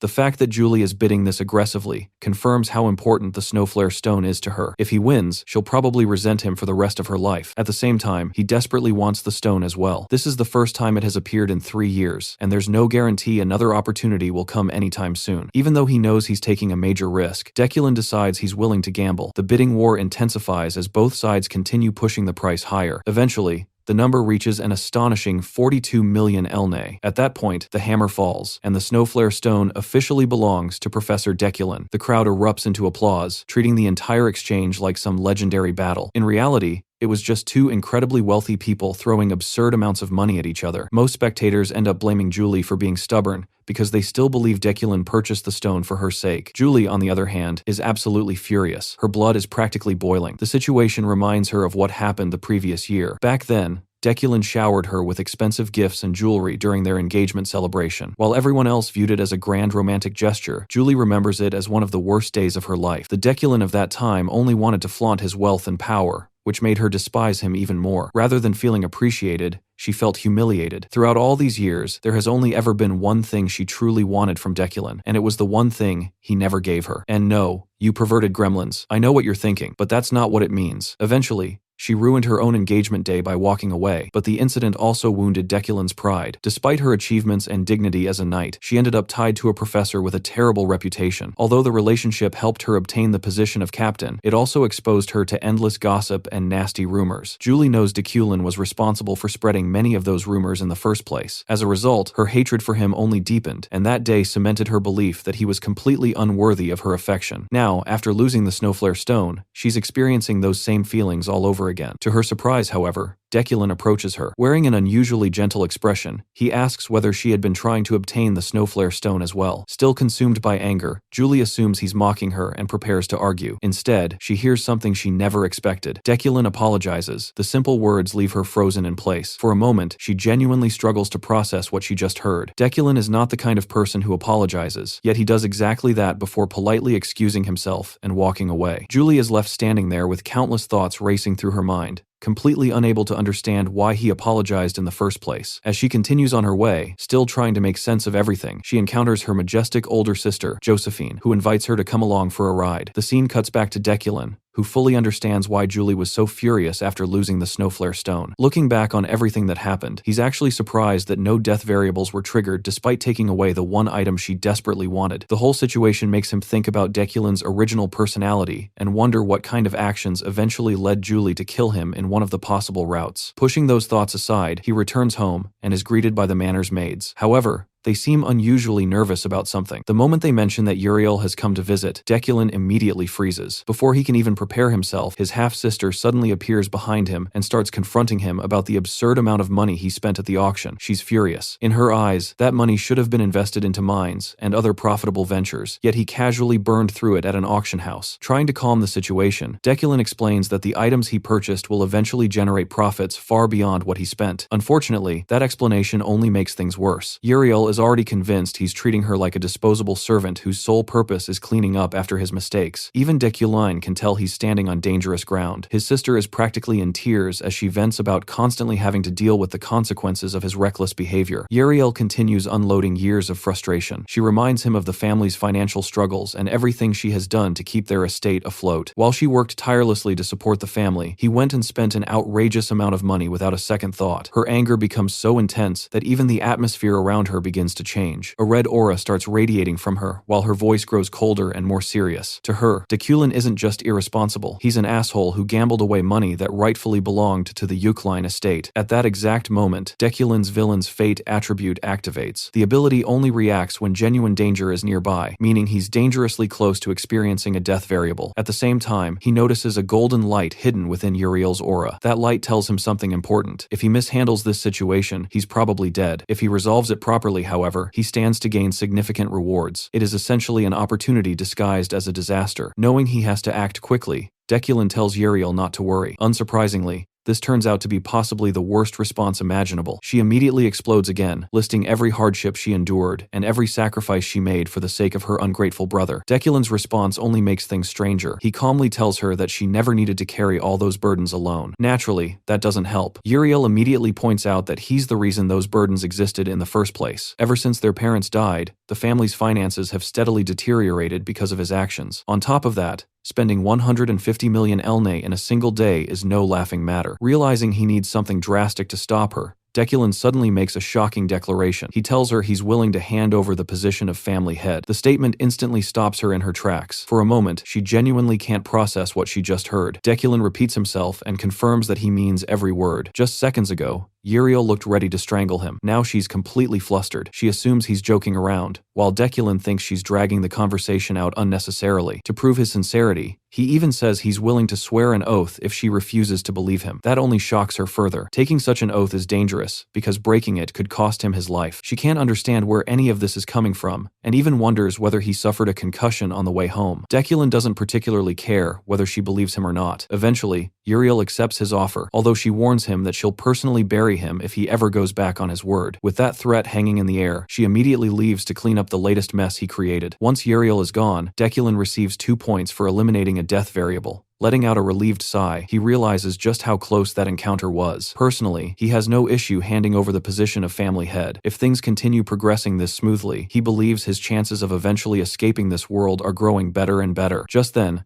Ganesha unexpectedly appears. She comments on the conversation she overheard and admits that he genuinely seems serious about changing himself. After apologizing for dropping by unannounced, she explains that she was honestly shocked by what she witnessed. Dekulin brushes it off and claims there was nothing remarkable about it. In his opinion, Uriel would simply make a better head of the family than he ever could. Ganesha then reveals the results of an investigation and drops a piece of information that completely catches him off guard. According to her findings, Uriel doesn't possess a single drop of Eucline blood. The revelation genuinely surprises Dekulin because it wasn't part of the original game at all. He already knew they weren't directly related, but discovering that they shared no blood connection whatsoever is an entirely different matter. Seeing his reaction, Ganesha reminds him that he was actually the one who requested the investigation in the first place. Even so, Dekulin remains remarkably calm and says that it doesn't matter to him. That answer surprises Ganesha more than the revelation itself. She never expected such an indifferent response. Nevertheless, she agrees to keep the information secret. Before leaving, Ganesha shares another important update. The 6 snakeheads have begun making moves. These individuals serve as the leaders of a notorious criminal organization, and each of them carries a bounty worth millions. As she prepares to leave through the window, she pauses long enough to deliver one final warning. The 6 snakeheads are after the item Dekulin purchased at the auction, and he should be far more careful moving forward. forward. In her opinion, he's been neglecting his magical defenses lately. With that warning delivered, she disappears into the night, leaving behind only a white handkerchief. As for the revelation about Uriel, Deculin finds that he genuinely doesn't care. Whether she shares his blood or not changes absolutely nothing. After all, he isn't the real Deculin. To him, Uriel will always be family, regardless of biology. Meanwhile, deep within a forest, Ganesha and her companions gather around a campfire while discussing Deculin's recent behavior. Ganesha seems somewhat impressed by the changes she's witnessed, but one of her men immediately teases her. According to him, she's always had a weakness for handsome men, making her judgment unreliable. The comment instantly earns him a furious reaction, with Ganesha threatening to chop him into pieces. As the group continues bickering, Rayleigh, an adventurer who also happens to be related to Julie, admits that she's surprised to discover Deculin possesses a human side after all. Brushing the dirt from her clothes,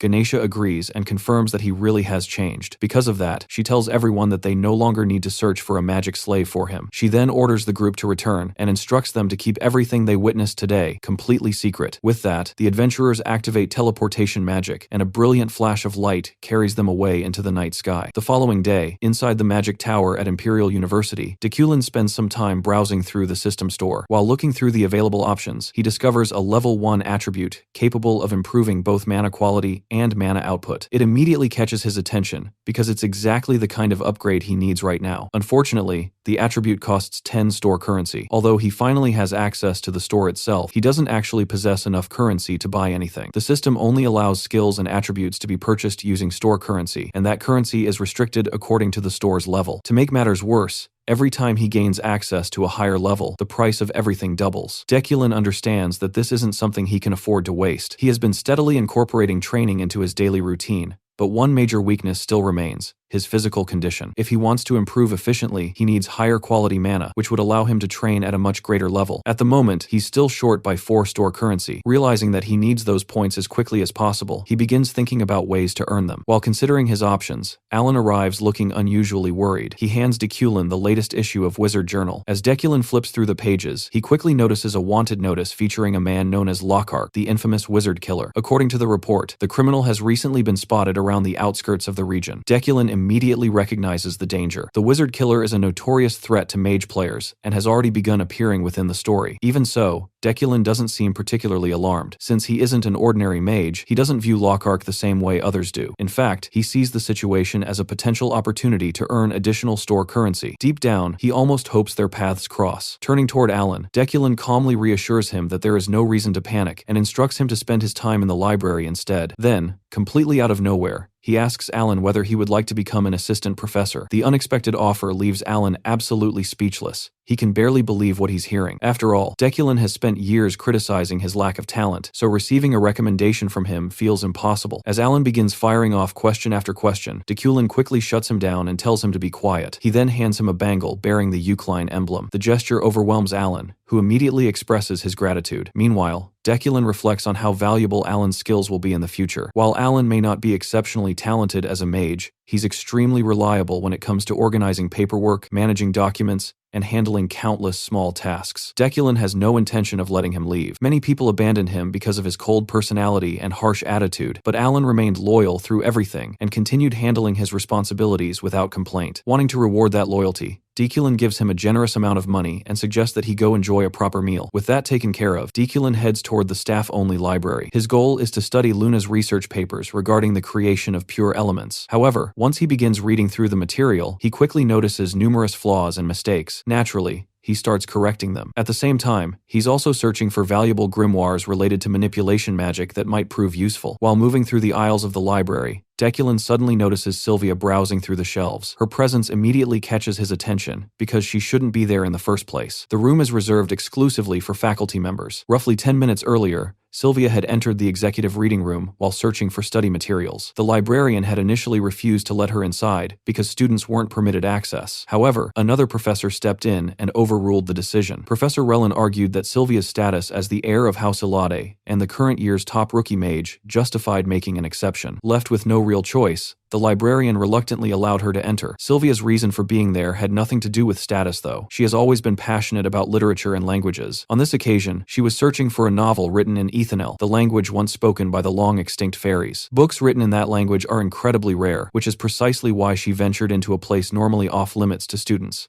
Completely absorbed in her search, Sylvia doesn't notice Deculin approaching until he suddenly questions her presence in the executive reading room. He immediately asks why she's there, and even warns her that she might find herself standing before a disciplinary committee again. The comment catches her completely off guard. Having already heard rumors about Deculin's strict attitude regarding libraries, Sylvia briefly wonders whether he truly intends to drag her before another committee. Quickly gathering herself, she explains that Professor Relin granted her permission to enter while she searched for a specific document. The explanation only makes Deculin more critical of the situation. He immediately concludes that both Relin and the librarian ignored university regulations and believes everyone involved deserves punishment for it. As Sylvia processes his response, Deculin takes the book from her hands and glances at its contents. Instantly, he recognizes it as an Ethanel novel. Curious, he questions whether she can actually read it, though he notes that this isn't his primary concern at the moment. Sylvia defends herself by explaining her interest in literature and ancient languages. Deculin doesn't pursue the topic any further, choosing to let the matter rest for now. However, he makes his position perfectly clear. If she breaks regulations again without proper authorization, disciplinary action will follow. He also advises her not to rely on the influence of the Ilade family whenever she wants access to restricted areas. Instead, she should arrange for someone with proper authorization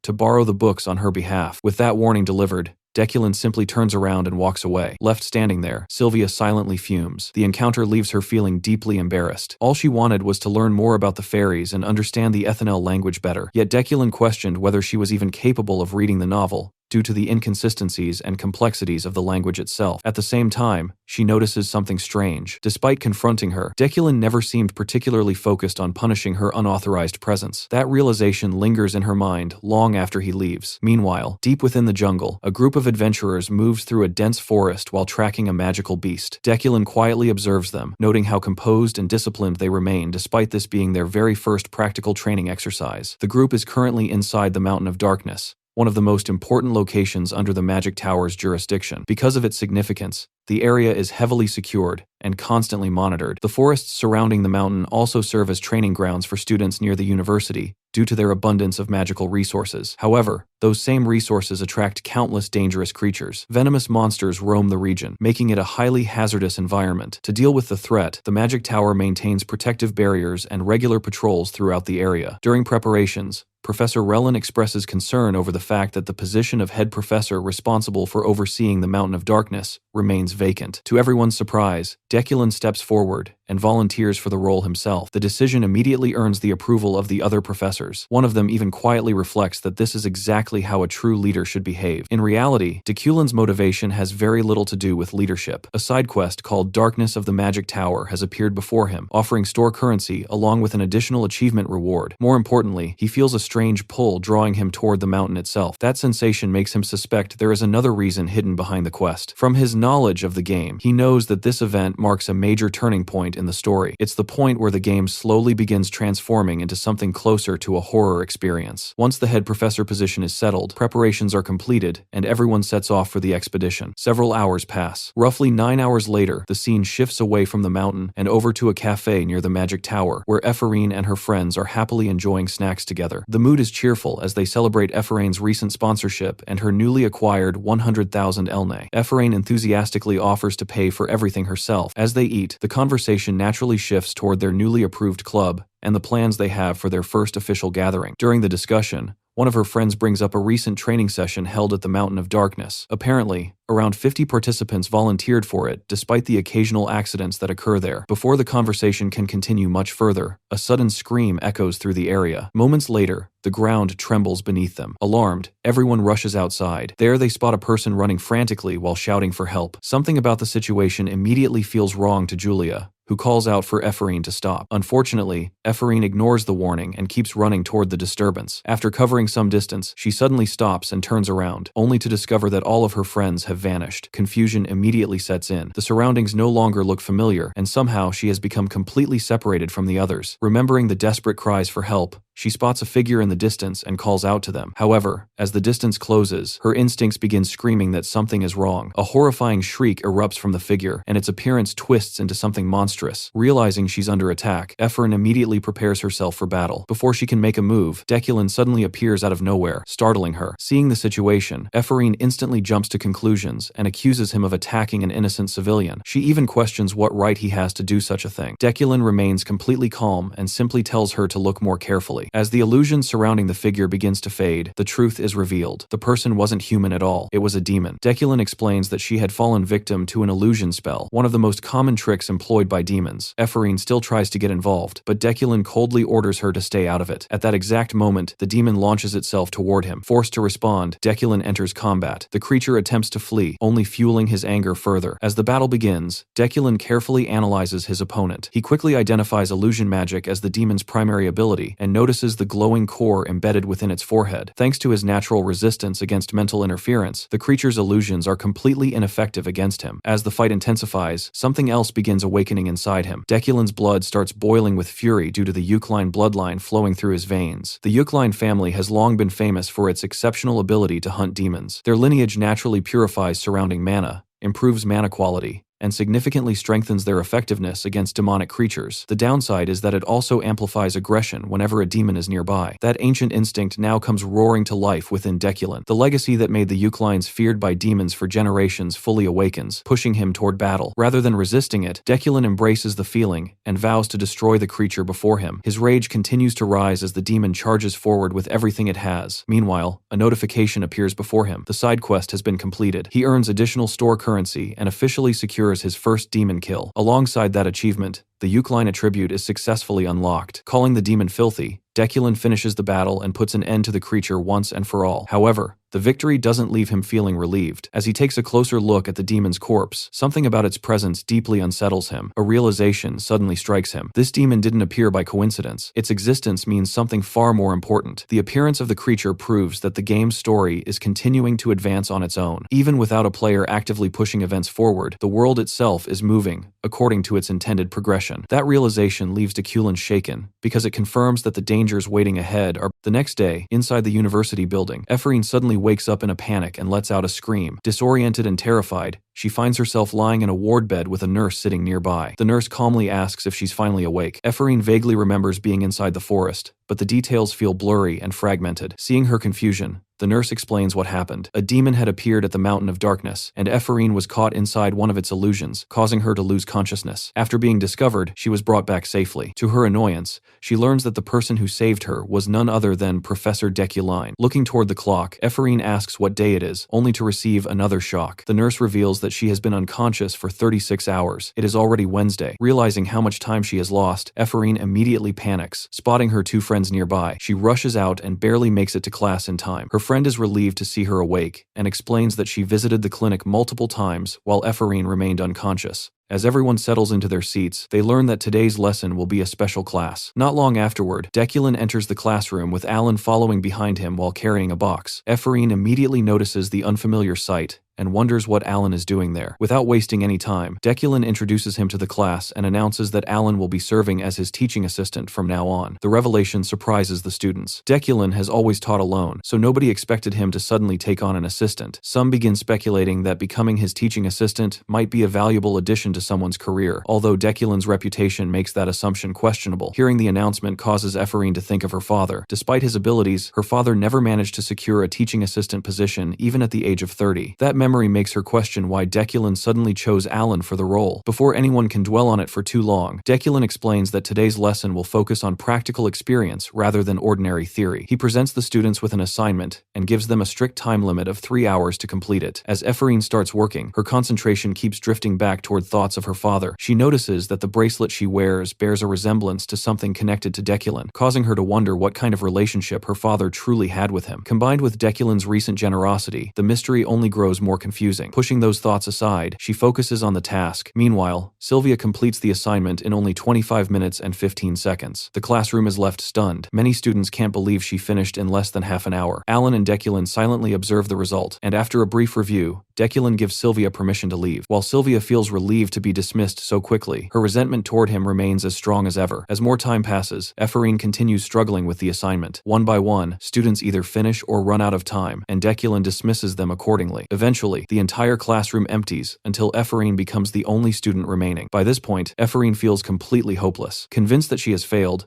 She drops her head onto the desk while desperately trying to think of a solution. Looking back at Sylvia's performance only makes things worse. Not only did she fail to surpass Sylvia, but she also ended up as the only student who couldn't complete the assignment within the allotted time. Frustration quickly turns inward. She begins insulting herself, calling herself stupid, incompetent, and completely useless for failing something that seemed so simple. The longer she sits there, the deeper she sinks into self-loathing. Then a voice suddenly breaks the silence. Dekulin points out that 5 hours and 40 minutes have already passed, and asks how much longer she intends to keep him waiting. Startled, Ephraim immediately looks up and realizes he's still sitting there. He never left. Rather than comforting her, Dekulin criticizes her behavior. He points out that she failed to complete a simple assignment on time and then wasted even more time having a breakdown over it. According to him, it doesn't matter who mocks her, who surpasses her, or whether someone she despises is standing directly in front of her. A mage must remain calm, rational, and logical at all times. He bluntly states that someone with such a weak mentality will never reach his level. The disappointment in his voice is obvious before he turns around and leaves the room. Left alone, Ephraim sits in stunned silence. The classroom is empty, and the only sound remaining is the ticking of the clock. Suddenly, she slams her fist against the desk in frustration. Dekulin's harsh words continue echoing through her mind, especially his remarks about believing in her potential. At first, she wants to reject everything he said, yet the more she repeats his words to herself, the more determined she becomes. As her emotions surge, a green light suddenly erupts from her bracelet. Its aura wraps around her body as her determination reaches a boiling point. Fueled by frustration, anger, and stubbornness, she swears that she will finish the task no matter what. Meanwhile, Dekulin reflects on everything that happened while training Ephraim. Although he invested considerable time and effort into pushing her, he believes it was necessary. The appearance of a demon at the Mountain of Darkness was a warning sign. The main quest is about to begin. As the coming age of overwhelming evil approaches, powerful individuals with strong moral convictions will emerge. Among them will be a far stronger version of Ephraim. Right now, she lacks mental toughness and doesn't fully understand the responsibilities that come with being a mage. However, Dekulin expects her to overcome those flaws and eventually grow into a formidable force, one powerful enough to threaten even him. Despite that possibility, Dekulin remains confident. He believes effort matters more than destiny,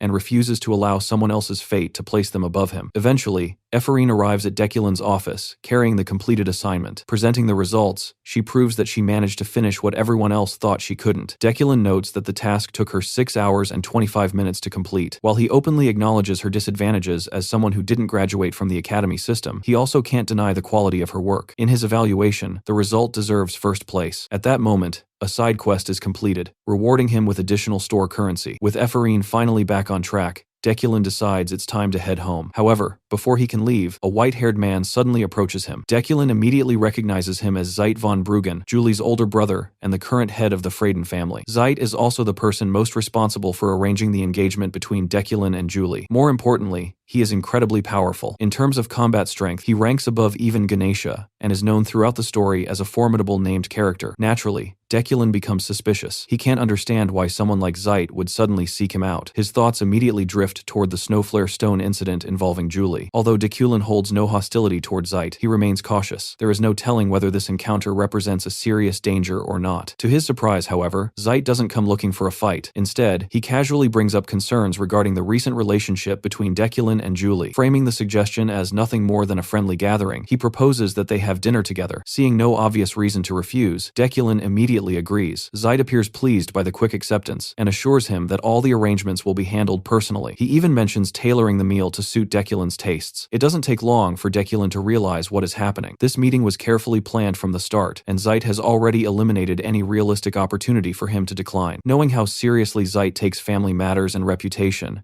Dekulin understands that opposing him without good reason could become a problem. For now, accepting the invitation is clearly the safest option. The following day at the Freyden household, Julie's reaction to the upcoming dinner is immediate and explosive. The moment she hears about it, frustration takes over. She openly expresses her dislike for Dekulin and argues that her training schedule is already packed to the point where she has no time for pointless social gatherings. To her, attending a dinner like this is nothing more than an unnecessary burden. Unfortunately for Julie, Zeit has absolutely no interest in entertaining her complaints. He dismisses her reaction outright, describing it as childish behavior over something as insignificant as the Snowflare Stone. That response only irritates Julie further, but Zeit continues speaking. In his view, Dekulin likely purchased the rare metal for a reason. Since the Snowflare Stone is most commonly used in weapon forging, he assumes Dekulin's intention was probably to present it to Julie as a gift. Rather than calming her down, That possibility makes Julie even more annoyed. She bluntly states that if Dekulin actually showed up with the Snowflare stone as a present, she would probably end the engagement herself. The remark instantly pushes Zeit past his limit. For a moment, his anger becomes so obvious that Julie immediately falls silent. After regaining his composure, he advises her to think more carefully before speaking. He reminds her that emotions have no place in political matters, and that decisions involving family interests cannot be guided by personal feelings alone. Then he asks a pointed question. He wonders whether there is someone else she has feelings for, noting that, as far as he knows, there isn't a single man currently in love with her. Julie immediately rejects the suggestion and insists that nothing like that exists. Zeit then shifts the topic and asks whether her issue stems from Dekulin's reputation and past behavior. Once again, she denies it. According to Julie, her feelings have nothing to do with that either. Her vague answer only serves to frustrate Zeit even more. Despite his growing irritation, Zeit eventually accepts her response and decides not to push the matter any further. Preparing to leave, he gives her a final instruction. He tells her to arrive on time for the dinner and advises her to settle any lingering issues before the meeting takes place. The moment he leaves the room, Julie completely loses control of her emotions. All the frustration she had been suppressing finally erupts. Gripping her sword, she unleashes a series of powerful swings fueled entirely by anger. The force behind the strikes is so overwhelming that shockwaves spread through the area and shake the surroundings. Hidden behind her, several of her subordinates quietly observe the spectacle. One of them notices the violent instability in her movements and remarks that her sword has become turbulent. The man speaking is Varan, a member of the Order of Hidakane and one of Julie's subordinates. Realizing that she allowed her emotions to show, Julie apologizes for exposing such an embarrassing side of herself. Varan, however, doesn't judge her for it. He understands exactly why she's upset. In fact, he personally believes it's unfair that the current head of the household is pressuring her into marrying someone like Dekulin. Before the conversation can continue, Julie quickly warns him not to speak poorly of Dekulin. Even so, she follows up by saying that none of it really matters to her anyway. Hearing that response causes Varan to fall silent. Julie notices his reaction but doesn't question it. Instead, she simply turns away and orders him to make the necessary preparations while she gets ready to leave. After Julie departs, Varan remains deep in thought. His mind drifts toward the path he has chosen for himself and the task he intends to accomplish. In his eyes, it's something only he can do. More importantly, he believes that completing it will ultimately bring happiness to Julie. That conviction strengthens his resolve. Whatever lies ahead, he has already decided to see it through to the very end. Elsewhere, at the Berkt Assembly of Elders, an important conference is taking place. The topic under discussion is the recent appearance of a demon within the Mountain of Darkness. The elders analyze the situation and reflect on the magecraft they developed through mystic arts specifically for combating demonic entities. After reviewing the circumstances, they come to the conclusion that the time for action has finally arrived. The leader of the conference wastes no time issuing orders. He instructs his subordinates to send letters to the 12 sorcerers and summon them all to Berkt. With the decision made, the letters are immediately dispatched, setting larger events into motion. Meanwhile, Dekulin finishes sorting through the items he purchased at the auction. Among them are Rufarin's ring, which improves mana recovery, and the ancient rune necklace, an item capable of storing mana. Remembering Ganesha's warning about potential thieves, he decides that most of the remaining items should be locked away inside a secure vault. However, one particular item continues to bother him, the Snowflare stone. Unlike the other treasures, it refuses to respond the way he expected. Dekulin never assumed he would master it immediately, but he certainly didn't expect his telekinesis to have absolutely no effect on it. The stone seems to be actively resisting him through its own mana. Considering the absurd amount of money he spent to obtain it, the situation is frustrating. As he thinks about possible solutions, he remembers reading about a concept called communion during his recent visit to the library. The technique was often used to tame legendary swords by forming a bond with them. Dekulin begins wondering whether true mastery requires understanding the nature of the object itself. Deciding there's no harm in trying, he reaches out and attempts to connect with the Snowflare stone. The moment he makes contact, a powerful surge rushes through his body. To his surprise, the attempt succeeds. He gains 0.1% comprehension of the stone, and his mana immediately increases by 300. The result is impressive, but it also reveals a problem. At this rate, fully mastering the stone would take at least a year because the process consumes an enormous amount of mana. For now, he decides to leave the matter aside and focus on more immediate concerns. Looking over his schedule, Dekulin notices the dinner arranged by Zeit. However, when he checks the date, his expression tightens. The dinner had been planned long before he took over this body, and another important date is approaching as well. In only 3 days, the death anniversary will arrive. Both events weigh heavily on his mind. Later, when Dekulin arrives at the restaurant, Zeit is already waiting. He casually mentions that Julie, who left earlier, should already be inside. After greeting her warmly and complimenting her appearance,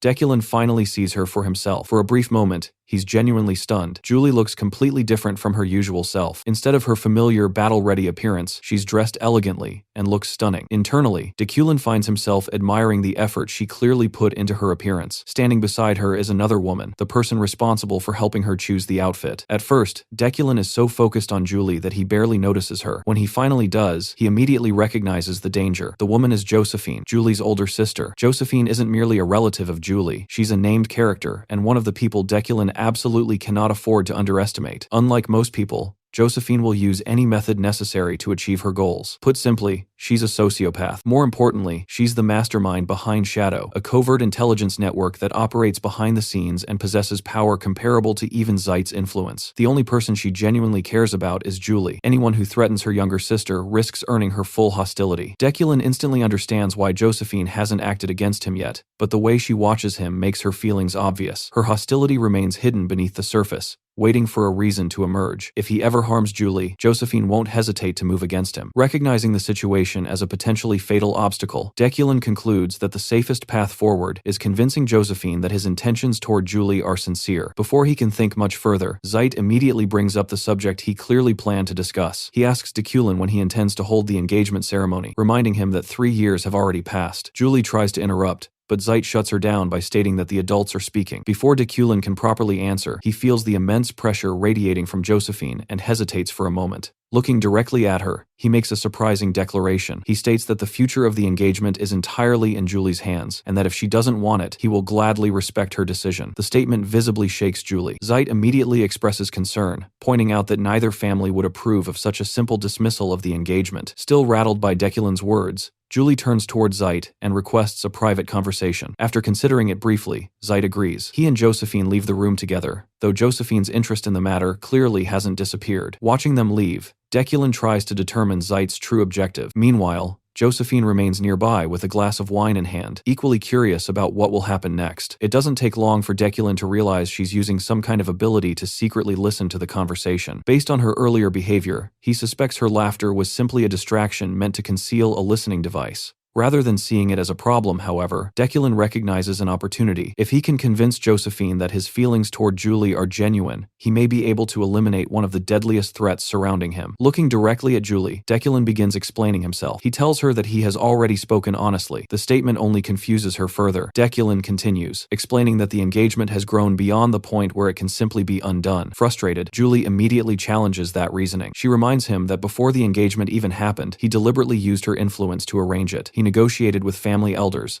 offered compensation, and actively pushed for the relationship. As her emotions flare, she accuses him of repeatedly interfering with her life. According to Julie, he pressured her to stay away from dangerous battlefields, tried to stop her from pursuing the Imperial Order, and pushed her toward leading the Order of Hidakane instead, an organization operating under Eucline influence. She also brings up the rumors he spread after she refused him. The anger in her voice makes it clear she still hasn't forgiven those actions. Dekulin doesn't deny any of it. Instead, he openly admits that he manipulated her, held her back, and committed actions that cannot be justified. Julie refuses to trust him, believing this is merely another scheme. However, Dekulin continues acknowledging his mistakes. He then shifts the discussion towards something else entirely. He points out that both Zeit and Josephine have overstepped their boundaries. If family reputation weren't involved, neither of them would have any reason to oppose ending the engagement. As Josephine silently listens from outside, Dekulin pushes his argument even further. He tells Julie that if she truly wants to pursue her dream of becoming a defender, then she may eventually need to leave her family behind. In an unexpectedly honest moment, he admits that he lacks the qualities she values most. He isn't particularly honest, loyal, or righteous. In fact, he considers himself the opposite of everything she stands for, making him an unsuitable partner. Yet instead of suggesting they cancel the engagement, he proposes a different solution. They can remain engaged indefinitely, but never marry. Doing so would free Julie from the political complications surrounding their families, while still protecting her from external pressure. Dekulin admits that he would release her entirely if he could, but for now he offers his name as a shield, until she is ready to pursue her dreams. He promises to wait for that day. Completely caught off guard by the sudden change in attitude, Julie demands to know why he's doing this. Dekulin calmly answers that he expects nothing in return. The only thing he wants is for her to smile at him once a month. That's all. The response leaves Julie completely flustered. Even Josephine, who has been secretly listening, is momentarily stunned. In reality,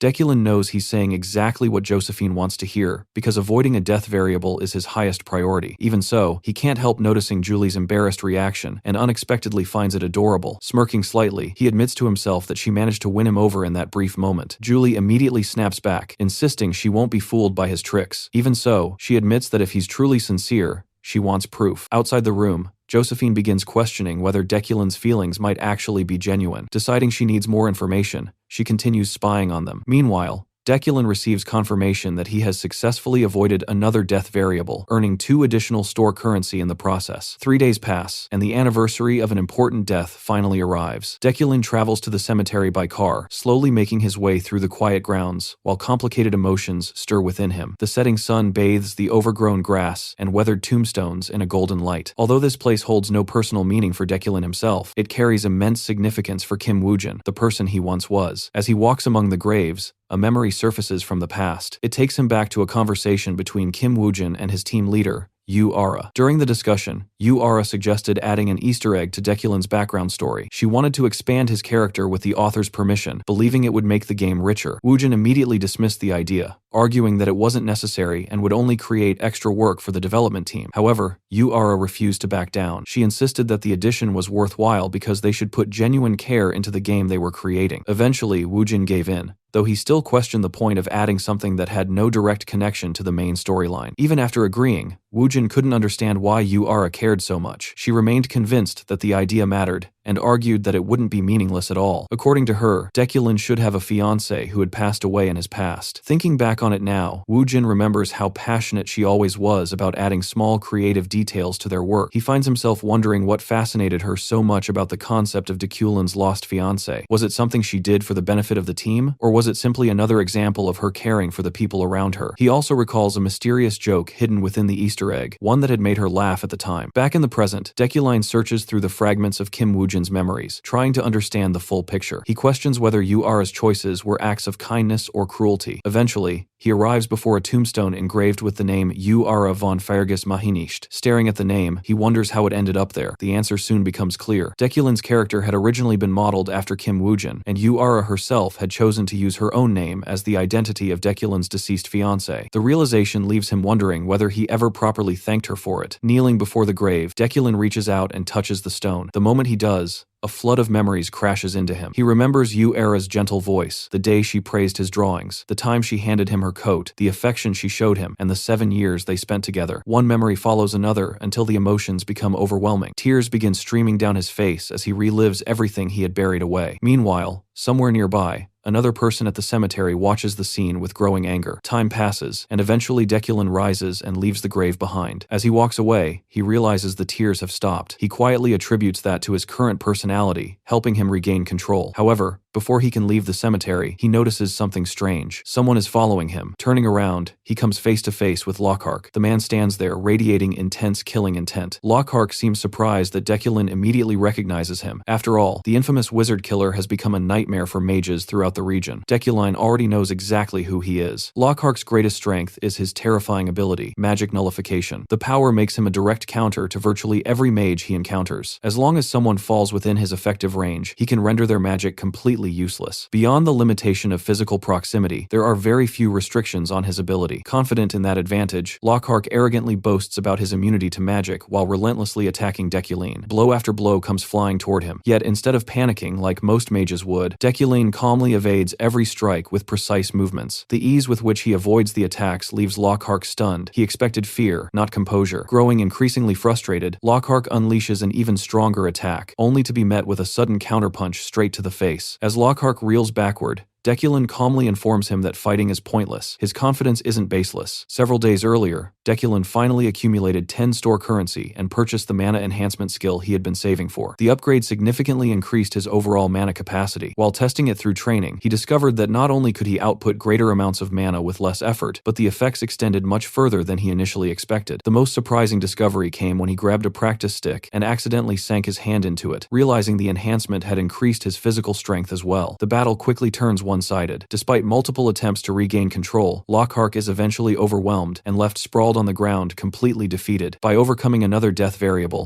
Dekulin earns additional store currency. Looking back on the fight, he admits that he originally thought his Iron Man attribute would be enough to handle the encounter. However, the recent upgrades made the battle dramatically easier than anticipated. Even while beaten, Lockhart refuses to accept defeat. Furious, he continues hurling insults at Dekulin and accuses him of being a traitor. As Dekulin studies his unusual behavior and abilities, the pieces suddenly fall into place. He realizes Lockhart isn't an ordinary human. The man belongs to the Red Film race. The revelation shocks Lockhart because he never expected his identity to be exposed so easily. The Red Film are descendants of demons, named after the distinctive birthmarks they possess. Scattered throughout the continent, they hide their identities because they are natural enemies of mages. Just as magecraft was originally developed to fight demons, the conflict between mages and the Red Film has remained one of the world's defining struggles and a major part of the game's lore. Standing over the defeated man, Dekulin begins piecing together the larger picture. Because of their heritage, the Red Film constantly live under threat, and he suspects a large-scale purge may already be underway. While he understands the suffering that Lockhart and his people have endured, he also points out that murdering innocent mages only transforms him into the very monster he hates. Lockhart angrily demands that Dekulin stop talking and finish him off. Instead, Dekulin surprises him. He openly states that he does not believe the Red Film are inherently evil. Lockhart immediately dismisses the statement as hypocrisy. Remaining calm, Dekulin explains that the only time he ever truly loses control is when facing actual demons. The reaction is deeply rooted in the Isekai'd bloodline. For generations, his family hunted demons, and that instinct remains buried within him. It isn't something he can simply erase. He questions whether he should abandon his dignity and composure because of Lockhart's provocations. Then he makes his position clear. The Red Film are human beings too, and because of that, he believes they can be trusted. Shortly afterward, a group of inspectors finally arrives. Before they can complicate matters, Dekulin knocks Lockhart unconscious to ensure he can be arrested safely without resistance. One of the inspectors introduces himself as Ropa. Impressed by the battle's outcome, he praises Dekulin's kicking power and even jokingly asks whether he should kick the criminal a few extra times on his behalf. Dekulin dismisses the suggestion and says it won't be necessary. Then, using his magic, he uproots a nearby tree, leaving Ropa completely stunned. Dekulin reshapes the tree into a special neutralizing rope and hands it over, explaining that ordinary restraints won't be enough to contain someone like Lockhart. Afterward, he asks whether Ropa had been patrolling nearby because he arrived unusually fast. The question surprises the inspector. Ropa explains that he only came because someone reported the incident, and he assumed Dekulin was the one who sent the report. Dekulin casually brushes off the misunderstanding and suggests that perhaps another witness who heard the commotion contacted the authorities. With everything settled, he leaves the matter in the inspector's hands and begins walking away. As he heads back, a sense of relief washes over him. The situation ended without unnecessary bloodshed, and for Dekulin, that outcome is more than good enough. He has no desire to hurt people if he can avoid it. The following day, Yariel visits Dekulin's training room carrying a letter that arrived from Berkt. The message immediately catches his attention because Berkt has called for a gathering for the first time in 15 years. Accepting the letter, Dekulin can't help wondering whether Yariel really came all the way here just to deliver it, believing that handling such matters should normally be his responsibility. Opening the letter, he quickly learns that the meeting concerns the recent demon incident that occurred in the Mountain of Darkness. The elders of Berkt are summoning mages from across the land to discuss the situation. At the same time, a new main quest appears before him, Berkt's Call. The meeting is scheduled for 1 week later, and each attendee is permitted to bring a single guard. Yariel immediately suggests bringing Jeff along. Dekulin rejects the idea without hesitation, pointing out that Jeff is their driver and doesn't even know how to properly wield a weapon. Nevertheless, Yariel insists that traveling with protection is necessary because the route to Berkt is notoriously dangerous. Hearing the concern in her voice catches Dekulin slightly off guard. He realizes she actually sounds worried about him. Flustered, Yariel quickly raises her voice and insists that she only cares because she doesn't want him dying before officially handing over the position of family head. With a faint blush on her face, she offers to select a suitable guard herself. Dekulin accepts the offer and leaves the matter in her hands. Meanwhile, at the Freyden outpost, Julie is busy overseeing sword training for a group of young knights. As she works, one of the vice captains watches from a distance, quietly debating a difficult decision. Before he can say anything, Varan suddenly responds to his thoughts, startling him because he hadn't even noticed Varan standing behind him. After calming down, the vice captain explains that a new commission has arrived for their order. The problem is that he's uncertain whether Julie will approve it. Varan encourages him to ask anyway, but the vice captain hesitates when revealing the details. The commission involves guarding Dekulin. In reality, the assignment is to protect the entire train he will be traveling on. The request was intentionally framed that way because everyone knows Julie would probably reject it if it were solely about protecting Dekulin himself. Varan immediately advises accepting the mission. According to him,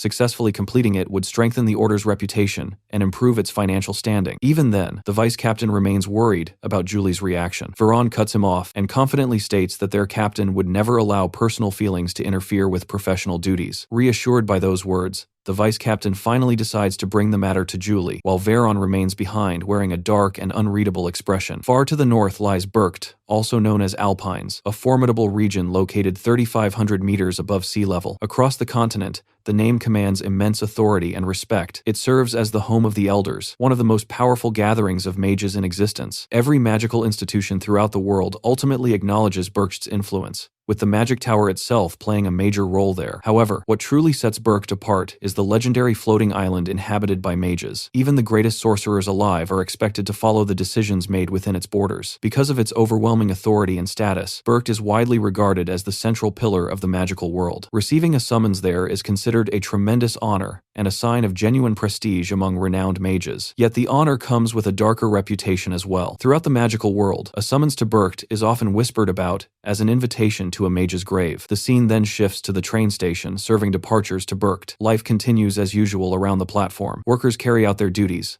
passengers exchange farewells, and preparations proceed smoothly. Julie oversees the final arrangements, making sure everything is in order. Not long afterward, Deculin arrives alongside Alan, who is practically vibrating with excitement. The young man is completely fascinated by the sight of snow in April and can hardly believe he has the chance to experience something like this. Their arrival is soon interrupted when Julie approaches and formally informs Deculin that the Order of Freiheim will be responsible for guarding the first half of the train journey. The moment Deculin sees her, he struggles to maintain a straight face. Julie is clearly having an internal crisis. Her complexion shifts from pale white to bright red in seconds. Despite her panic, she stiffens her posture and professionally assures him that the Order will do everything possible to keep the passengers safe and ensure a smooth trip. Inside her head, however, chaos is unfolding. A memory of Deculin's request echoes through her mind, the one where he told her to smile at him once a month. Now she can't stop wondering whether she should give a wide grin, a small smile, or something in between. The entire situation leaves her completely flustered. While the awkward silence drags on, the vice captain silently admires Julie's professionalism. Despite how much she dislikes Deculin, she is clearly doing everything possible to fulfill her responsibilities. Before the tension can grow any worse, Veron finally steps forward and introduces himself as the individual responsible for handling their security assignment from this point onward. Deculin immediately studies him. Veron calmly explains that he will personally oversee their protection, while the others are mainly present to gain experience and recognition. The vice captain laughs and gives Veron a hearty pat on the shoulder before introducing him as one of the Order's most skilled members. According to him, they are in very capable hands. Even so, Deculin decides to examine Veron more carefully, using his sharp eyesight attribute. Strangely, he notices nothing particularly unusual about him, though he can't entirely shake the feeling that something might be off. Moving on, Veron outlines the security arrangements. Each cabin will have an assigned escort, and he intends to personally remain in Deculin's cabin.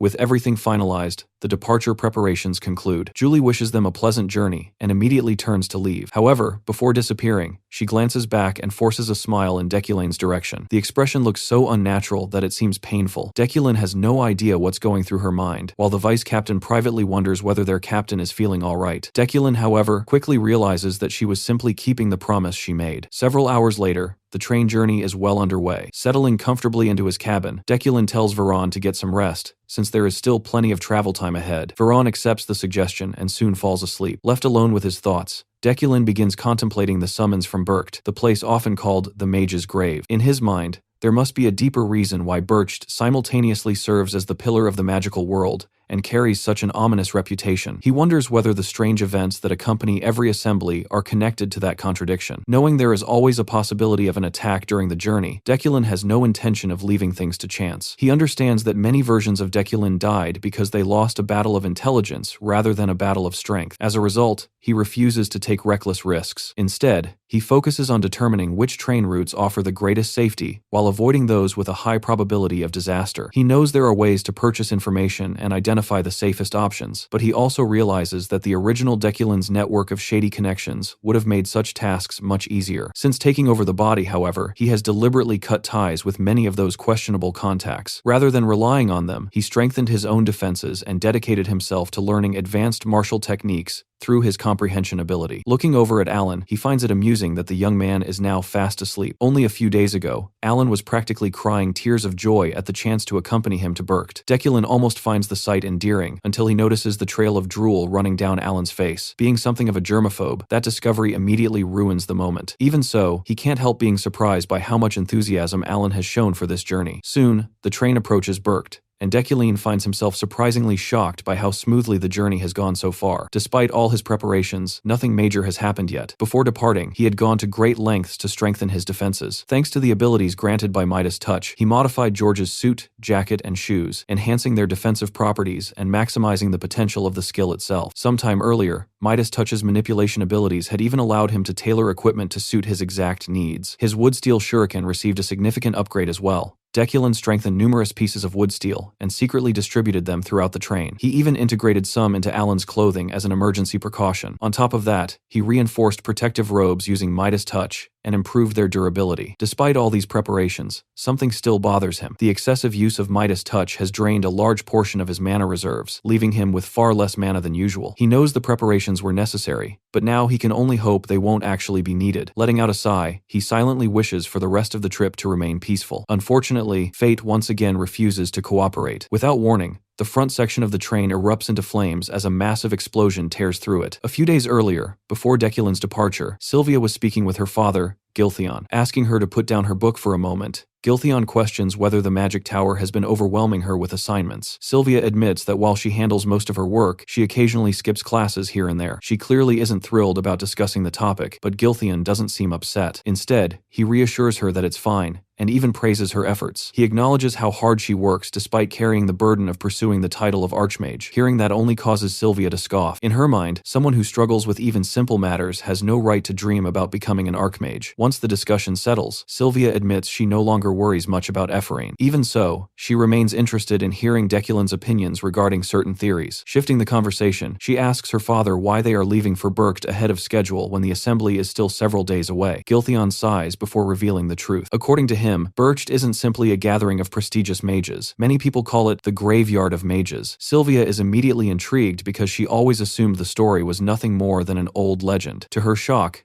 Giltheon confirms that it's real. Giltheon then explains the darker side of Bercht's summons. Every assembly somehow claims the lives of mages. Looking back 15 years, he recalls how 11 participants never returned alive. Despite that danger, receiving an invitation remains one of the greatest honors a mage can receive. Out of countless noble families, only 20 are chosen. Refusing the invitation isn't an option. Attendance brings prestige and immortalizes a family's name in history, while absence results in harsh punishment and eventual removal from the ranks of recognized magical families. Any family that refuses simply loses its place and is replaced by another. Giltheon then asks Sylvia a simple question. If someone wanted to remove influential competitors without openly targeting them, what better method could there be than Berkt itself? Sylvia is stunned by the implication. According to her father, the assembly serves another purpose beyond discussion. It acts as a ruthless filter, removing unwanted mages while ambitious individuals use the chaos to climb higher. That reality explains why he chose to travel early. Through his sources, Giltheon learned that suspicious groups were planning attacks on trains departing later than usual. Rather than taking risks, he decided to leave ahead of schedule and bring Sylvia with him. More than anything, he wanted her to understand the cruelty of the world firsthand. In his eyes, every sorcerer involved in these schemes deserves punishment. After all, dying on the way to Berkt has practically become accepted as a magical form of natural death. Back in the present, Alan and Dekulin are peacefully asleep aboard the train when disaster finally strikes. A deafening explosion instantly jolts both Dekulin and Veron awake, while Alan nearly panics at the sight of the blinding flash outside. Struggling to process what's happening, Alan stammers in fear. Then he notices something impossible. The train is floating in midair. What he doesn't realize is that Dekulin reacted immediately after the explosion. Using telekinesis, he prevented the damaged train from plummeting and forced it back onto the tracks. Although Astarn's martial arts had proven useful, Dekulin is especially grateful he mastered telekinesis before leaving for Berkt. At the same time, several criminals lurking on the roof prepare to launch their attack. Their target is a train filled with head professors and influential mages. The reward promised for the operation is enormous, making the risk worthwhile in their eyes. Watching them move into position, Dekulin can only smirk. To him, these fools chose the worst possible target. Their luck has officially run out. Without hesitation, he unleashes his wood steel shards. The projectiles tear through the attackers and instantly give them a taste of death. Alan's jaw practically drops at the sight, prompting Dekulin to knock him unconscious for his own safety. Then he orders Veron to evacuate Alan and the other passengers while he personally deals with the remaining attackers. As the battle continues,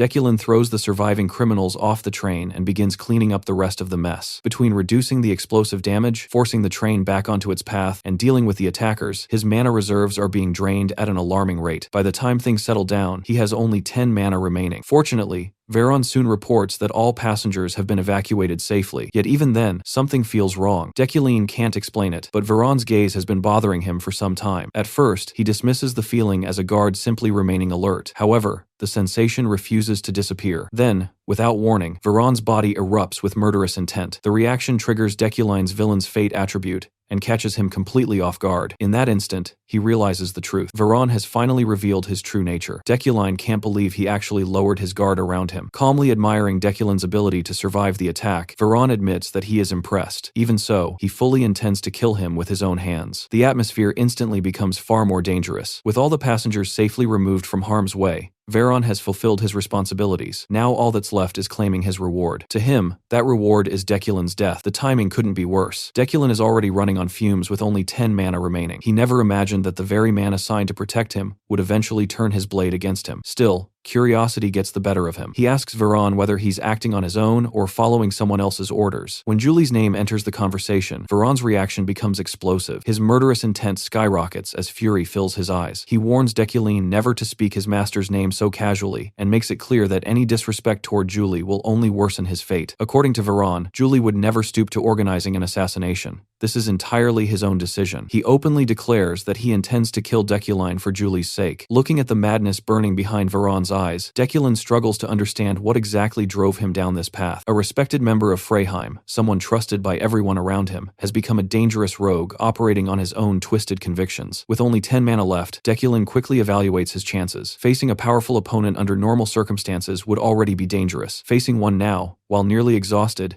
is even worse. Veron clearly has no intention of wasting any more time. Declaring that he no longer serves as Deculin's guard, he charges forward at full speed. His blade cuts through the air, carrying undeniable killing intent. The sudden assault forces Deculin into an immediate decision. To avoid the strike, he has no choice but to cancel the telekinesis supporting the train. The moment he does, the entire train loses balance and begins tilting out of control. Elsewhere in Berkt, Sylvia's servant knocks on her door and asks whether she's ready to try one of Berkt's famous snow cones. Without even looking up, Sylvia immediately tells Sirio to eat it himself. Sirio reports that nearly everyone has already arrived, including all the important guests except for Professor Deculin and Rewind. Curious, he asks if she's waiting for someone in particular. Sylvia says nothing. Seeing her unusual silence, Sirio decides not to press further and quietly leaves. Once alone, Sylvia's thoughts drift back to a memory she can't seem to shake. A faint sense of guilt lingers in her chest as she recalls the day she visited her mother's grave. It had seemed like an ordinary visit at the time. Standing before the grave of Cielia von Elemen Ilad, she had spent her time complaining about school life and venting about Professor Deculin. She had grumbled endlessly about his impossible assignments, his strict attitude, and how he seemed to act as though he were the only professor in existence. Then, in the middle of her rant, she heard a faint sound nearby. Curious, Sylvia peeked between the rows of tombstones and unexpectedly spotted Deculin. The sight alone surprised her. He never seemed like the type of person who would visit a cemetery, let alone mourn someone. Yet there he was, standing quietly before a grave. What happened next completely shattered her image of him. Sylvia watched in stunned silence as a single tear slid down Deculin's cheek. For a moment, the cold, arrogant professor she knew simply disappeared. Instead, she saw someone grieving the loss of a person he genuinely cared about. That lone tear left a lasting impression on her. It broke apart the flawless image of his icy personality and revealed something painfully human underneath. Even now, she remembers those tears like shooting stars burned into her memory. As that image resurfaces, another memory follows. She recalls the warning her father gave her about a group planning to attack the later trains heading toward Berkt.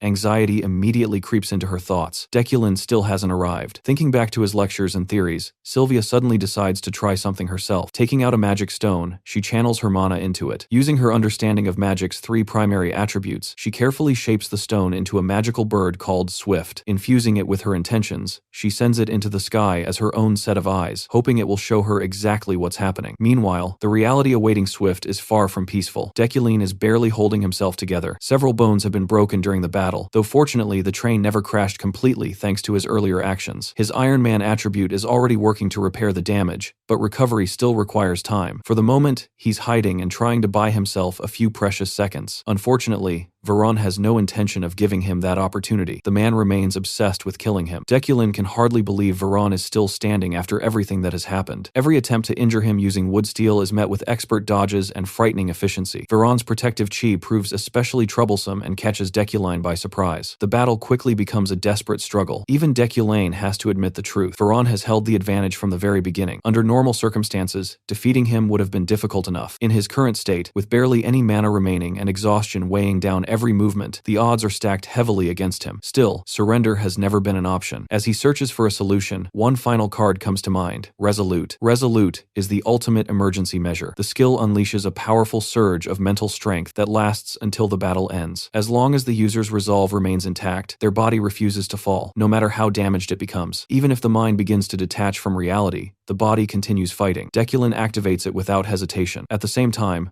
Veron abandons all restraint and attacks like a wild beast. Charging forward with murderous intent, he swings his sword with enough force to kill Dekulin instantly if it lands. Watching the blade approach, Dekulin briefly wonders whether this is where everything ends. He even finds himself questioning whether he'll wake up back in his office after death, or if this is truly the end. Then blood suddenly splashes across the room. At the same moment, Swift finally arrives above the crash site and begins transmitting everything to Sylvia. Veron's instincts continue driving him toward victory. Certain that he is about to finish the fight, he rushes forward once more. Then something unexpected happens. The space around him suddenly begins to distort. The strange disturbance throws him off balance and causes him to lower his guard for the briefest moment. That tiny opening is all Dekulin needs. Instantly capitalizing on the opportunity, he launches his counterattack. In a flash of blood and steel, Veron's hand is severed and sent flying away. A horrifying scream tears from his throat as blood pours everywhere. Even Dekulin doesn't fully understand what caused the strange distortion, but he knows the opportunity can't be wasted. Using the last traces of his mana, he launches another wood steel weapon. The attack further destabilizes Veron and sends him stumbling toward the edge of the train. Suddenly, his life hangs by a thread. Barely managing to survive, Veron clings to the edge using his remaining hand. Dekulin finally steps forward wearing the expression of someone who has won. Gasping for breath, Veron demands answers. He wants to know what trick Dekulin used to suddenly reverse the battle. Ironically, Dekulin has no idea himself. Still, with the fight finally reaching its conclusion, he decides to use the opportunity to learn why Veron wanted him dead in the first place. From his perspective, none of it makes sense. He has never personally wronged Veron, yet the man was willing to throw away everything just to kill him. Veron finally reveals the reason. According to him, Dekulin committed unforgivable sins against his liege. Immediately, Dekulin realizes he's talking about Julie. Raising an eyebrow, he questions why Veron would go this far when Julie never asked him to. Then he asks a more important question. Who exactly is Julie to him? The question strikes Veron harder than any attack. Unable to answer immediately, his thoughts drift back into the past. Years ago, Veron was nothing more than a troublesome child. After getting into a conflict with a noble brat named Jason, he was falsely blamed for everything. Jason's mother endlessly praised her son while painting Veron as a criminal. Refusing to stay silent, young Veron openly cursed the boy and refused to back down. The noblewoman became furious and threatened him with charges for assault and trespassing. She was fully prepared to throw him back into whatever gutter he supposedly came from. It was then that Julie appeared. Looking at the scrawny boy, she found it hard to believe someone like him could have climbed into noble territory. To calm the situation, she volunteered to personally report him to the authorities. The noblewoman accepted, allowing Julie to take Veron away. Along the way, Veron couldn't stop complaining about how unfair everything was. He insisted he had only defended himself and demanded to know whether that was truly a crime. After listening quietly, Julie admitted that the Frisia family was infamous for their terrible behavior and that there might be some truth in what he was saying. Before he could become smug, however, she immediately reminded him that he still wasn't allowed to solve problems by hitting people. Then she made him an offer. She invited him to follow her and promised to teach him how to control himself. Veron's first concern wasn't honor or training. It was whether food and drinks were included. That ridiculous conversation marked the day he met Julie. From that moment onward, Julie became everything to him. She took him in, allowed him to join the Night Order,